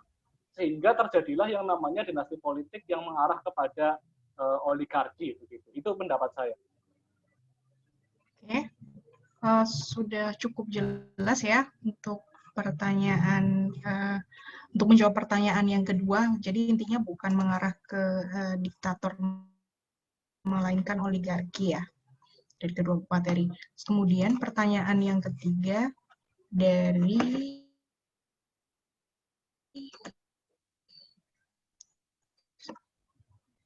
saudara. Bagaimana menghindari konflik kepentingan dalam tahapan pencalonan elit politik yang memiliki hubungan kekerabatan dengan penguasa yang sah? Saya kira ini case-nya Mas Abdi ini ya, sangat kalau terkait dengan pencalonan saya kira Mas Abdi lebih relevan untuk memberikan pencerahan. Ya. Silakan Saudara Abdi. Terima kasih Pak Moderator. Jadi kalau saya konflik kepentingan dalam tahapan pencalonan elit politik yang memiliki hubungan kekerabatan, jadi konflik kepentingan tadi sudah jelaskan ya mungkin nama. Yang merasa terkena dampak dari konflik kepentingan ini kan berarti dalam tahapan, misalnya dia sedang mencalonkan, apa sih yang paling empuk dijadikan sebagai kendaraan oleh petahana atau penguasa yang sah untuk melanggengkan calonnya, maksudnya melanggengkan memenangkan calonnya ya ASN. Nah, ASN di pemerintahan daerah itu kan rawan. Jadi kalau saya ada langkah-langkahnya. Yang pertama itu kita lihat di pasal 71 Undang-Undang 10. Pejabat negara, pejabat daerah, pejabat aparatur sipil negara, anggota TNI dilarang membuat keputusan atau tindakan yang menguntungkan atau merugikan salah satu pasangan calon. Jadi dia seminimal mungkin jangan melakukan gerakan tambahan lah bahasanya. Itu yang bisa menguntungkan. Jadi kan apa namanya ya? Dia bisa melakukan perbuatan yang memicu. Nah, dalam arti dia melaksanakan program tapi sebenarnya menguntungkan pasangan calon. Nah, selanjutnya gubernur atau wali gubernur dilarang melakukan penggantian. Hal-hal seperti itu sebenarnya. Kalau saya konflik kepentingan itu kan ketika sudah di dalam. Mungkin ada tambahan dari Labib? Bagaimana pemateri pertama? Ada tambahan atau sudah cukup mungkin dari? Saya kira sudah cukup jelas ya, Mas Abdi. Oke. Berarti kita beralih ke pertanyaan selanjutnya ya, karena ini memang antusiasme peserta cukup baik. Pertanyaan selanjutnya dari Saudara Bambang Gunawan. Mas BG, Assalamualaikum, izin koreksi dan bertanya. Yang pertama, saat ini SBY bukan ketua parpol, sehingga AHY pun juga bukan lagi sebagai anak ketua parpol, namun sudah mendinasti menjadi ketua parpol. Kemudian yang kedua, tadi telah dipaparkan aspek legal formal dan aspek politik. Apakah ada korelasi aspek sosio-kultural seperti romantisme masa lalu, seperti sistem monarki, konsep ratu adil terhadap terbentuknya dinasti politik saat ini. Monggo, ini cukup ini ya pertanyaannya. Ya, tadi sepertinya ini ya yang koreksi itu ke arah saya. Maksudnya begini, pada waktu tahun 2017 ketika AHY mencalonkan diri sebagai gubernur DKI, SBY kan pada waktu itu ketua parpol. Nah itu yang dan ya sehingga itu relasinya di situ ya. Yang saya maksud ketua parpol itu ya pada misalkan AHY ya bersama dia bersaing dengan Ahok dan Anies, bapaknya kan ketua parpol pada waktu itu. Dan yang dimaksud presiden itu di Indonesia itu sebenarnya tidak mengenal mantan presiden ya. Yang ada ya presiden ke-6, presiden ke-7 gitu. Jadi SBY itu bukan mantan presiden kita, dia ya presiden kita tapi presiden ke-6, Jokowi presiden ke-7 begitu. Nah, terus tadi selanjutnya menarik sekali ketika apakah kemudian misalkan seperti dinasti politik itu apakah ada relasinya dengan sosiokultural kita? Saya kira sangat iya ya. Indonesia ini kan masih sangat kental dengan aspek-aspek primordial, feodal begitu ya. Misalkan kamu keturunan siapa, itu masih sangat sangat apa? Sangat kental di Indonesia. Misalkan kalau dalam kultur santri yang namanya Gus ya, Gus itu anak kiai itu sangat dihormati begitu ya. Di Banten misalkan kalau misalkan saya ya, keturunan mungkin ada yang Jawa Barat ya, kalau misalkan kita punya terah Tubagus, ya, Tubagus itu adalah keturunan terah Sultan Jawa Barat, ya, itu status sosialnya beda sekali dengan orang biasa, meskipun orang tersebut mungkin lebih kaya, gitu ya. Kalau Tubagus itu untuk cowok, ya, kalau ratu di Banten itu untuk yang cewek, gitu ya. Ratu Atut itu berarti dia punya terah keturunan Kesultanan Banten, begitupun juga Tubagus, ya. Nah, aspek-aspek nasab ini itu sangat mempengaruhi pemilih dalam memilih atau dalam aktor-aktor politik itu dalam melanggengkan kekuasaan.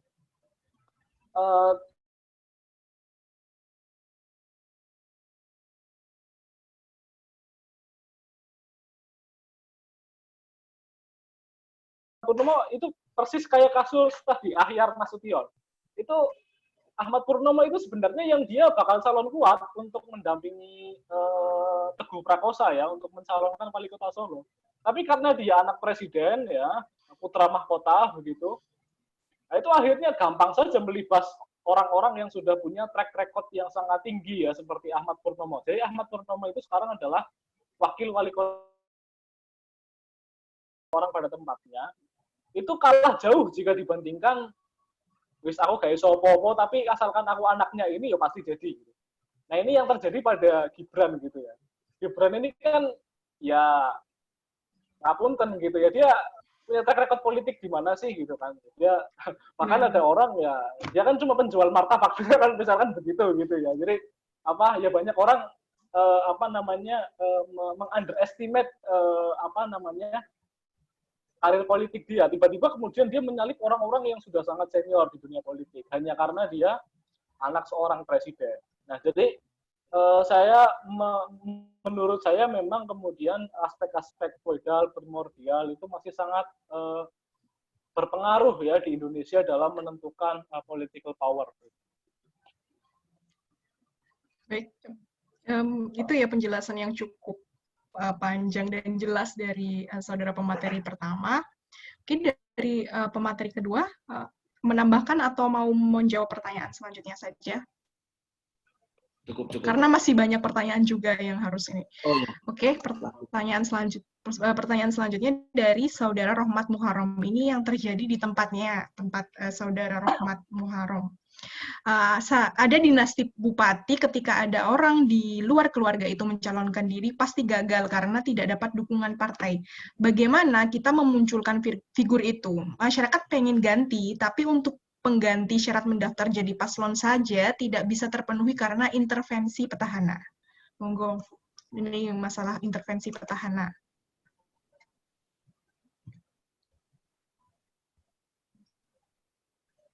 Berarti saya nih yang jawab ya. Kalau saya ditanya mengenai bisa nggak kita memunculkan figur-figur dari masyarakat walaupun tidak terpenuhi dari suara dari partai politik. Itu saya sampaikan. Dari konsep perundang-undangan dalam Undang-Undang 10 2016 sudah diatur ada mekanisme calon independen. Jadi misalnya provinsi dengan jumlah penduduk sampai dengan 2 juta itu kalau 10% sih kalau saya. Saya lupa tuh di pasal mana. Tapi ada mekanisme itu dan di kabupaten kota baik provinsi maupun kabupaten kota. Nah pertanyaannya itu walaupun kita lihat hanya angka tapi itu sulit. Nah memang banyak sebenarnya yang ingin dimunculkan masyarakat. Cuman kembali lagi masyarakat tadi siap nggak untuk memunculkan calon independen? Karena itu adalah hal yang sulit. Nah, karena itu kan sudah diberikan ruang oleh Undang-Undang 10 2016. Nah, pada faktanya memang kalau kita lihat dalam beberapa waktu sering calon independen itu kalah dalam masih tahapan ya, sudah jatuh dia karena dukungan-dukungan yang tadi misalnya 20.000 disampaikan tapi pas diverifikasi oleh KPU tidak memenuhi. Jadi kalau sebenarnya partai itu tadi ketika memang sudah sedikit berhenti oligarki tadi atau memang sudah berkurang oligarki yang ada di tubuh partai politik, dimungkinkan tumbuhnya kader-kader yang dari masyarakat yang muncul. Cuman itulah fenomena yang ada sekarang. Jadi solusinya daftarlah melalui calon independen, tapi disertakan dengan komitmen masyarakat untuk mengawal suara yang ada dalam persyaratan calon. Itu aja sih, Mbak. Saya kembalikan, Mbak moderator. Oke. Mungkin ada tambahan tidak dari pemateri yang pertama atau mau menjawab pertanyaan selanjutnya? Ini masih banyak pertanyaan yang harus dijawab. Lanjut aja ya. Gimana? Ya, lanjut aja. Lanjut. Gimana? Mau ada?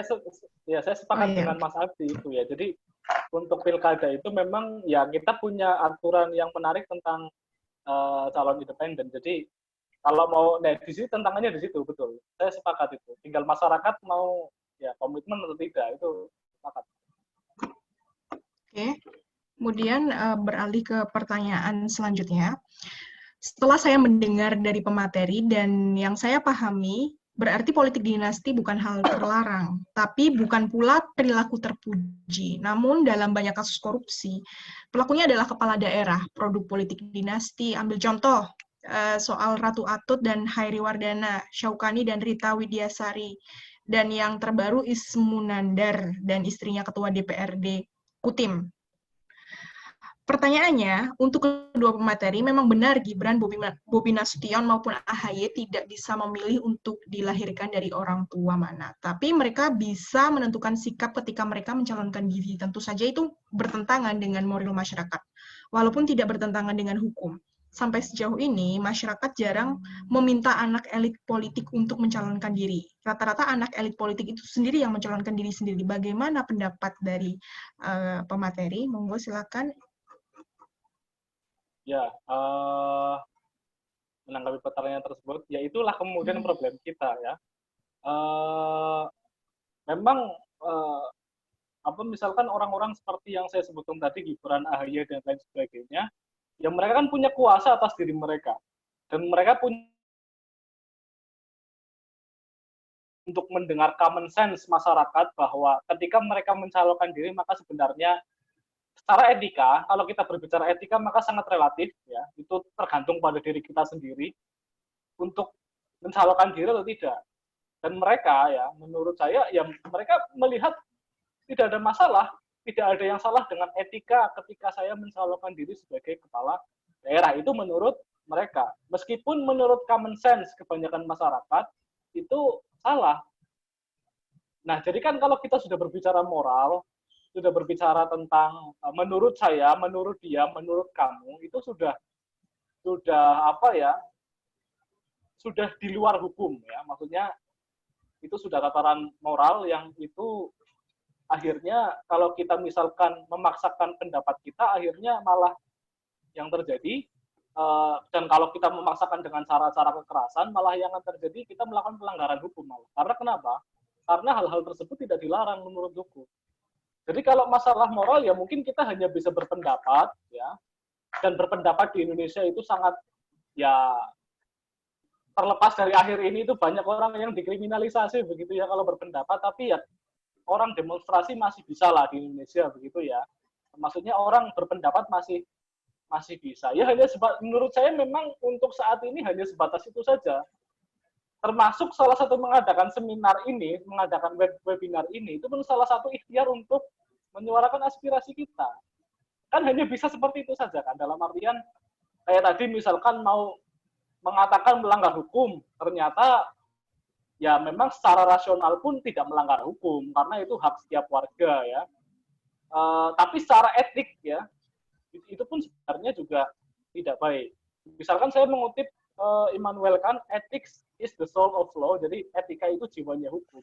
Tapi etika itu bukan hukum. Etika itu adalah judgement seseorang terhadap sesuatu yang kadang-kadang itu, ya kadang-kadang kita hanya bisa apa ya, ya hanya bisa ya mengeluh dalam sunyi begitu ya mungkin ya. Nah, jadi pada akhirnya ya kalau dalam konteks apa yang harus kita lakukan, ya langkah-langkah seperti ini ya. Jadi kan tadi ada yang menarik statement dari Mas Adi, alhamdulillah kalau mereka dinasti politik itu baik, alhamdulillah gitu ya. Dimana kita tidak harus berjuang untuk memilih pemimpin yang baik, mereka sudah baik sendiri, itu alhamdulillah. Tapi kan problemnya tidak seperti itu. Banyak kemudian orang yang masuk dalam pusaran dinasti politik itu lebih mengutamakan keluarganya daripada masyarakat pada umumnya, padahal tugas mereka adalah mensejahterakan seluruh masyarakat.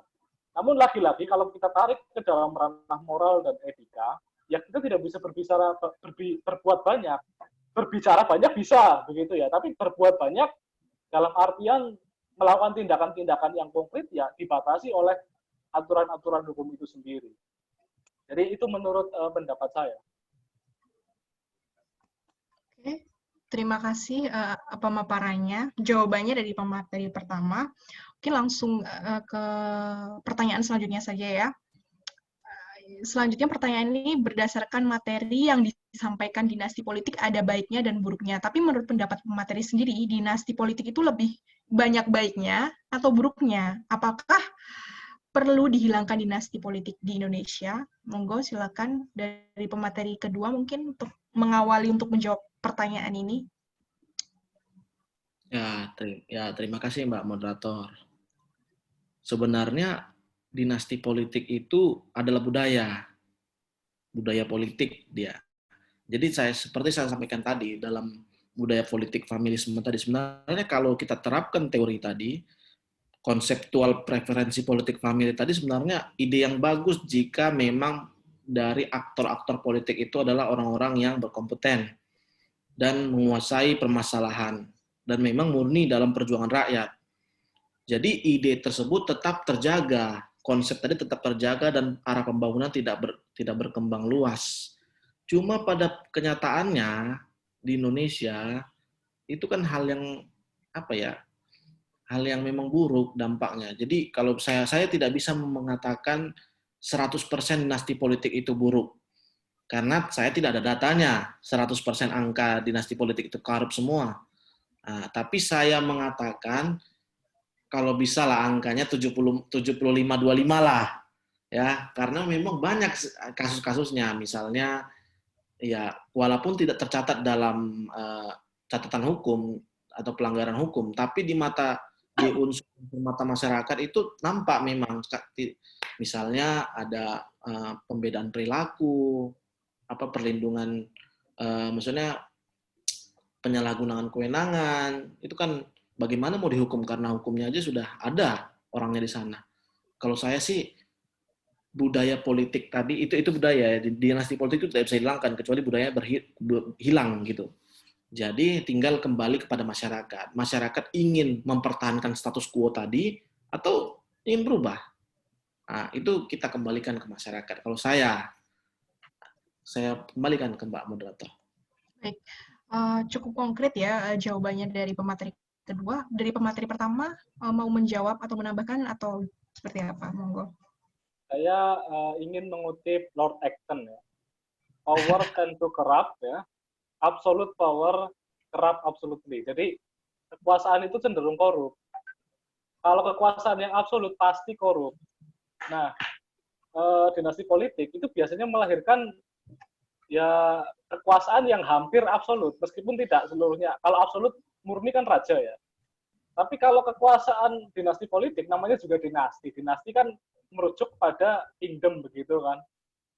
Ya hampir kemudian melahirkan tindakan-tindakan yang korup gitu ya. Dan kita bisa melihat ya tidak semuanya memang, tapi ada beberapa fakta yang terlihat ya. Misalkan yang paling terkenal Ratu Atut begitu, ada banyak korupsi ya, dia kena korupsi ya, Tubagus Khairil juga korupsi ya.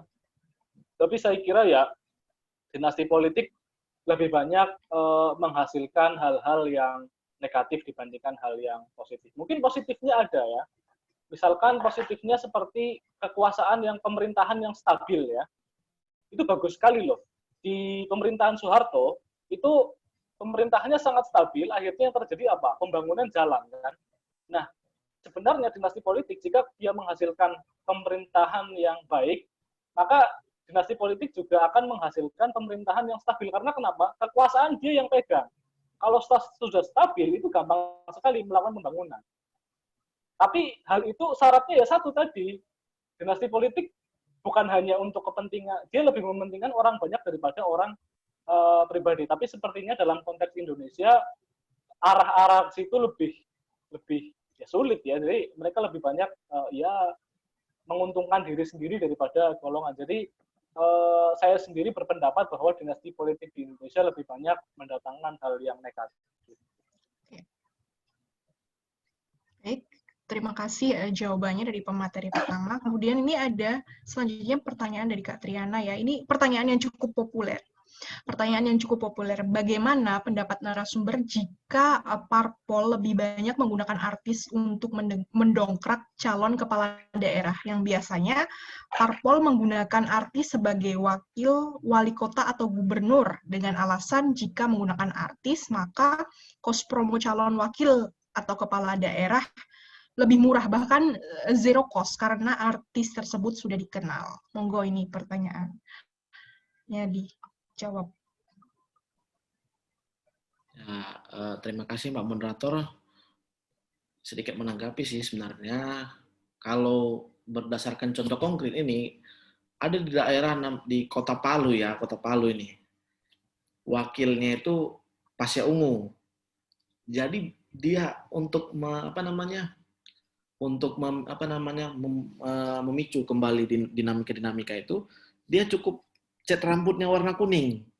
Masyarakat langsung naik. Nah, itu kan bukti bahwa memang dia mampu untuk membuat masa itu tergerak, tapi belum tentu cost politik zero. Kalau intinya dikenal belum tentu terpilih, apalagi tidak dikenal pasti tidak terpilih. Nah, cuman kan ketidakpercayaan diri dari kader-kader masyarakat tadi, baik dari kader partai politik ataupun independen, ketika meraih artis itu kan lucu, sampai dia kenapa tidak bisa percaya diri ya? Apa sih yang sebagaimana sih rupanya track recordnya sehingga dia merekrut artis gitu. Jadi dia merekrut orang-orang yang bukan atau tidak ada pengalaman lah dalam bidang pembangunan masyarakat. Jadi sebenarnya kalau dibilang zero cost tidak ya, tapi sedikit mengurangi. Nah, misalnya biayanya 100, gara-gara ada artis 70 lah. Kan ada namanya uang operasional. Nah, di situ dalam kampanye juga butuh kita. Jadi kan pasti ada, apalagi masyarakat pada hari H ya, hari H sebelum, 1 hari sebelum ini kan ada namanya istilahnya serangan fajar. Jadi tidak mesti, misalnya tidak karena dia artis justru masyarakat ada militan, tidak, tapi masyarakat juga butuh itu gitu. Jadi memang ada pengaruhnya, cuman juga tidak zero cost. Cuman itu adalah kritik tersendiri dari tokoh-tokoh kepemudaan daerah, dipertanyakan kok bisa dia merekrut artis. Apakah dia tidak mempunyai track record di bidang pembangunan masyarakat daerah? Itu sebenarnya otokritik bagi daerah tersebut. Terima kasih. Baik, ada tambahan dari Bapak Terry? Saya kira sudah cukup. Ya. Sudah cukup ya. Kemudian kita beralih ke pertanyaan selanjutnya. Yang ingin saya tanyakan juga, perlukah ada aturan yang tidak memperbolehkan satu keluarga untuk memimpin di daerah yang sama? Misalnya suami wali kota atau bupati, lalu istrinya ketua DPRD. Demikian sebaliknya di daerah yang sama. Bagaimana sebaiknya hal tersebut diatur sehingga aturan tersebut juga tidak melanggar hak asasi manusia? Ya, kuncinya di Bang Arif. Itu samping Mbak, tak buka ke. Ya, problemnya kita punya, sebenarnya bukan problem ya. Jadi, grundom kita atau undang-undang atau hukum tertinggi kita itu kan undang-undang dasar ya. Kemudian aturan di bawahnya mulai dari undang-undang, Perpu, Perpres, sampai Perda itu harus sesuai dengan undang-undang dasar. Nah, di Undang-Undang Dasar itu saya kan sudah menyebutkan tadi ya, ada pasal-pasal tentang hak asasi manusia yang garis utamanya adalah setiap orang berhak ya. Jadi garis bawahnya adalah setiap orang berhak ya untuk mendapatkan perlakuan yang sama, untuk mendapatkan kesempatan yang sama di dalam pemerintahan. Setiap orang bebas untuk dari diskriminasi. Nah, kata setiap orang ini dia merujuk ya kepada setiap orang ya, bukan kepada orang tertentu, dalam artian anak-anak dari katakanlah penguasa pun masuk dalam kategori setiap orang ini, dan ini adalah undang-undang dasar yang apabila kemudian muncul aturan undang-undang yang kemudian menyatakan seseorang tidak bisa mencalonkan diri dalam pilkada atau pemilu, maka yang akan terjadi undang-undang tersebut bertentangan dengan undang-undang dasar. Nah, jadi kalau kita berbicara secara legal formalnya ya, kalau memang mau begitu ya harus dirubah dulu undang-undang dasarnya. Tapi kemudian saya tidak sepakat dengan itu. Karena kenapa? Itu pasal-pasalnya sudah betul. Itu pasal 28D, 28I itu sudah betul. Setiap orang itu tidak boleh didiskriminasi, apapun posisinya. Itu hak asasi manusia. Oleh karena itu, cara melawan dinasti politik itu bukan dengan cara hukum, ya. Karena kenapa? Saya tidak mengatakan secara hukum salah politik dinasti, tidak. Tapi dampak dari dinasti politik itu bisa dilawan dengan cara people power ya, maksudnya kekuatan di ranah masyarakat. Di mana kemudian masyarakat itu kalau ingin melawan dinasti politik bukan dengan cara mengatakan pelanggaran hukum, tidak, tapi membangun basis kekuatan tersendiri yang memang betul-betul basis masyarakat itu adalah orientasinya adalah untuk kesejahteraan rakyat. Ya, saya lagi-lagi mencontohkan ya, ini saya bukan dalam artian pro mereka gitu ya, tapi misalkan ya seperti gerakan-gerakan seperti kami tadi itu ya, koalisi aksi menyelamatkan Indonesia, yang di situ ada dosen favorit kita ya, Pak Refli gitu ya. Nah, itu kan bisa menjadi alternatif ya. Arahnya bisa menjadi misalkan nanti mengusung calon yang betul-betul pro rakyat dan lain sebagainya. Dan sepertinya kalau kita lihat ada banyak contoh sejarah yang berhasil menghasilkan itu ya. Misalkan yang paling jauh begitu ya, contohnya adalah mungkin teman-teman tahu, mungkin tapi ini agak sedikit ekstrim ya. Tapi mungkin kalau teman-teman tahu Lenin ya, revolusi Bolshevik, itu kan dia melawan oligarki yang sangat kuat ya. Lenin itu kan orang biasa, tapi ya diusung oleh masyarakat biasa untuk kepentingan semua masyarakat. Akhirnya ya meskipun negaranya bobrok, beruntuh gitu ya, karena kalau ideologi komunisme tidak bisa diterapkan pada waktu itu. Tapi menurut saya untuk melawan oligarki itu bukan lewat aspek hukum ya. Kecuali misalkan di dalam proses pemilihan calon itu terjadi kecurangan ya. Nah, ini nanti pakarnya pengawas ini ya. Jadi misalkan ada yang namanya Gibran misalkan untuk mencalonkan ternyata ketahuan dia melakukan money politik untuk menyingkirkan Purnomo misalkan. Bobi misalkan ketahuan untuk mencalonkan diri sebagai wali kota Medan misalkan menyogok siapa agar si Ahyar Nasution bisa digagalkan. Nah kalau misalkan ada praktek-praktek seperti itu, baru kemudian bisa bukan hanya menggagalkan dinasti politik, tapi bisa dipidanakan begitu. Tapi kalau misalkan dinasti politik itu dilakukan dengan prosedur-prosedur hukum yang sesuai, tidak ada money politik di situ, tidak ada kecurangan pemilu di situ, maka ya sebenarnya kita akan kesulitan kalau ingin menggagalkan hal tersebut. Tapi menurut saya sangat, nah nanti mungkin ini ya Mas pengawas ini bisa memberikan catatan ya. Itu biasanya banyak kecurangan itu kalau yang sudah main dinasti politik itu. Tapi kecurangannya nggak kelihatan begitu. Saya juga nggak tahu juga. Itu dari saya. Baik, terima kasih atas jawabannya dari pemateri pertama. Intinya dilawan bukan dari ranah hukum ya, tapi dari gerakan kolektif dari masyarakat itu sendiri. Kemudian ini sebenarnya karena waktu kita terbatas ya, langsung ke pertanyaan terakhir ini khusus untuk pemateri yang kedua. Nampaknya pelaksanaan demokrasi sekarang mengarah sebatas pada demokrasi prosedural. Kalau hanya lihat aspek legal formal, tentu politik dinasti akan mudah menyusun aturan sehingga melegalkan sistem politik dinasti itu sendiri. Apakah seharusnya ada aturan undang-undang yang mengatur partai politik termasuk proses kaderisasi, kandidasi calon dalam internal parpol tersebut sehingga tidak ada main tikung kandidat calon? Monggo silakan. Ini khusus untuk pemateri kedua dari teman kita sendiri, Mas Bambang.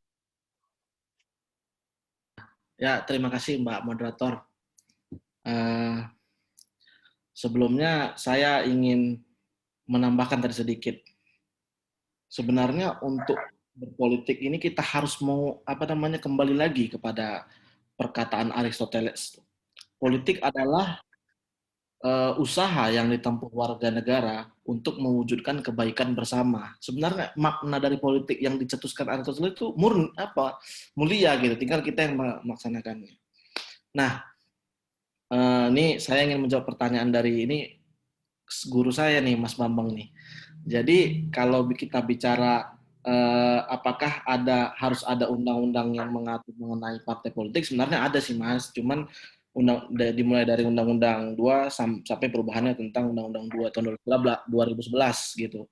Cuman kan sebenarnya banyak permasalahan partai politik yang tidak secara rigid diatur dalam undang-undang. Apa sih itu permasalahannya yang sampai sekarang tidak bisa diperbaiki dalam undang-undang? Yang pertama, akuntabilitas keuangan partai politik, transparansi pengelolaan keuangan partai politik.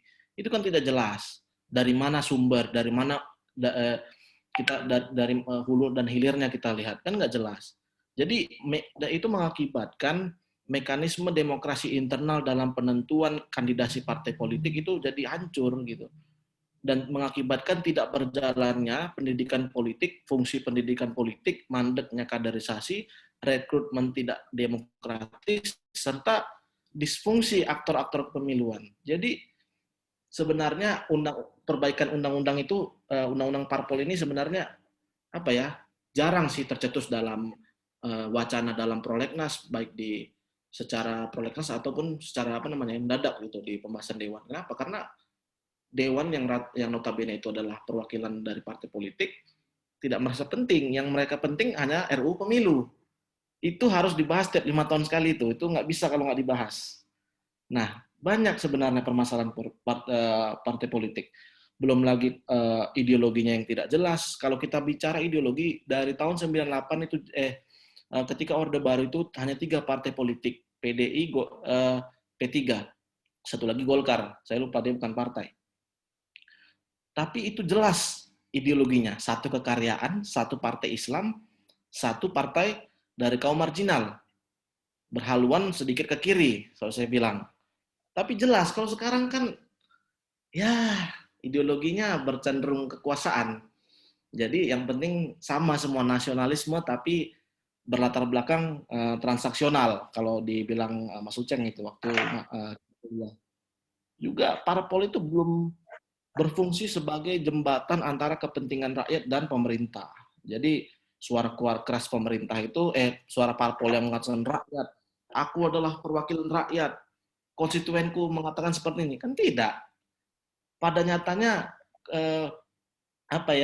pada nyatanya itu politik kita ini kan politik kepura-puraan. Jadi misalnya tokoh-tokoh itu kan aku berdiri atas nama rakyat, padahal kan enggak. Beda kita bandingkan dengan Amerika, dia jelas bahasa di depan publik itu memang ya to the point gitu, enggak kayak sekarang kalau di Indonesia. Justru yang menarik, ada sedikit diskusi sama Labib dulu, apakah jika ada calon-calon misalnya kepala daerah yang dari parpol ya, jika melakukan pelanggaran hukum baik korupsi dan lain-lain, apakah parpolnya bisa dikenakan sanksi? Nah, itu pembahasan kita yang menarik. Cuman banyak sebenarnya agenda-agenda parpol yang seharusnya ada perubahan itu tidak ada di prolegnas, Mas. Jadi saya rasa memang perlu ada namanya bukan hanya perubahan undang-undang, kalau saya langsung aja diganti semuanya. Diperbaiki baik dari secara keuangan, kaderisasi dan sanksi. Kalau bisa ya, parpol harus bisa disanksi dong. Itu aja sih, Mbak. Terima kasih. Ya, mungkin itu cukup ya. Pemaparan jawaban dari pemateri kedua, terkhusus untuk pertanyaan terakhir. Nah, kemudian karena waktu kita sudah habis ya, sebenarnya sudah 2 jam kita Zoom meeting gitu kan. Intinya dinasti politik itu masih banyak menimbulkan polemik yang tidak hanya melibatkan satu aspek kehidupan masyarakat saja, ada aspek hukum, sosial, bahkan juga menyentuh ke budaya yang menurut saya. Mungkin singkatnya, intinya mari kita sama-sama bersinergi untuk lebih kritis mengenai bahasan mengenai dinasti politik ini, sehingga ke depan nanti kita bisa bersikap.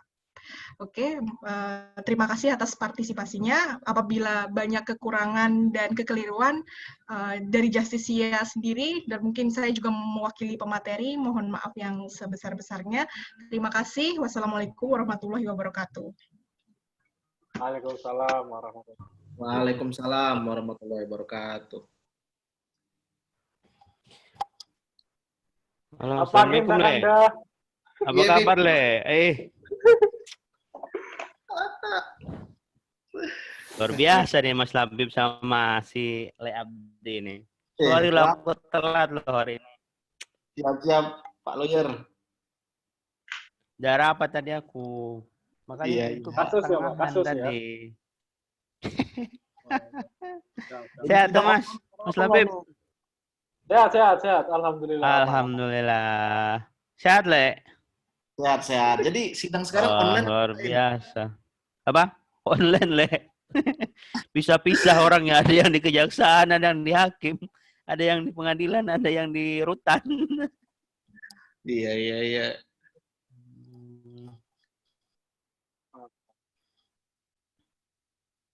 Terima kasih buat pemateri sudah menyempatkan waktunya. Pak Bambang mana? Tadi aku langsung keluar, Pak Bambang. Makasih ya, Le. Makasih Mas Labib. Kalian keren banget sih. Ini Mas Labib, luar biasa. Diskusi Zoom terpanjang, terlama dan terbanyak pertanyaannya. Serius, ini terbanyak pertanyaannya. Aktif banget ya. Beda kalau dosen sama profesor yang ngomong yang beda. Bisa panel sama Abdi. Iya, memang Prof ini luar biasa. Ini pertanyaan paling banyak selama kita diskusi Zoom dari awal sampai akhir. Serius. banyak banget sih. Hampir 10 loh. Antusias banget pesertanya ya. Ini ngomong-ngomong Pak dosen sama Pak Bawaslu yang ngomong ini. Gimana Mas ngomong-ngomong Justisia ini orang-orang UGM semua ya? Iya. Atau gimana latar belakangnya gitu loh? Coba ya, Jadi dulu itu ceritanya Gimana, kita itu aku ya Iza dulu tuh ngechat Lisa, Zaza, apapun gitu. Pas awal-awal pandemi ya Za, pas kita lagi stres-stresnya karena semua terbatas gitu. Kita bikin diskusi yuk gitu. Terus ya kita ngomong di chat waktu itu, aku sama Liza ngomong, diskusi apa? udah bahas tentang hukum gitu. Terus ajak yuk, ajakanlah gitu. Ya udah terus ajakanlah. Terus akhirnya kita awalnya nge-zoom itu cuma berberapa ya kan? Bertujuh ya? Betul. Belum ada Rai. Sama Teten masih berempat. Jadi kita berempat besok ya. bahas. Iya, minggu depan kita bahas apa ya? Pertama kita bahas tentang itu ya, pangan, tentang ketahanan pangan kalau nggak salah. Itu cuma berempat. Kayak kita nggak berani gitu loh buat show off ke luar gitu. Ya udah kita berempat belajar dulu lah buat zoom-zooman gitu kecil-kecilan. Kayak gitu. Terus lama-lama si Liza juga punya inisiasi buat ayo coba kita keluar, terus kita bikin sosial media, terus si Kana bikin logo, terus akhirnya juga teman-teman yang lain kayak Pak Rohmat, Pak Teten, Pak Riki, Pak Rehan juga gabung sama kita, memberikan warna dan gagasan terbaru juga buat Justisia gitu. Terus Pak Rohmat juga pengen ini nantinya bisa jadi law firm gitu. Ini langsung otomatis aku ketawa dengar kata-kata yang terakhir. Bahan bisnis ya. Daftar partner saya. Loh, Bung. Udah bangun, Za? Saya tadi ngantuk tidur. Enggak, tadi aku dengerin, cuma aku kan sambil selonjoran, jadi aku matiin kamera. Halo Mas Labib. Halo Liza. Juga sih diskusi tentang Omnibus Law juga. Halo Mas Abi. Tapi terbatas. Ya Mbak Liza. Sekarang Liza di Unisba ya sekarang ya? Iya Mas.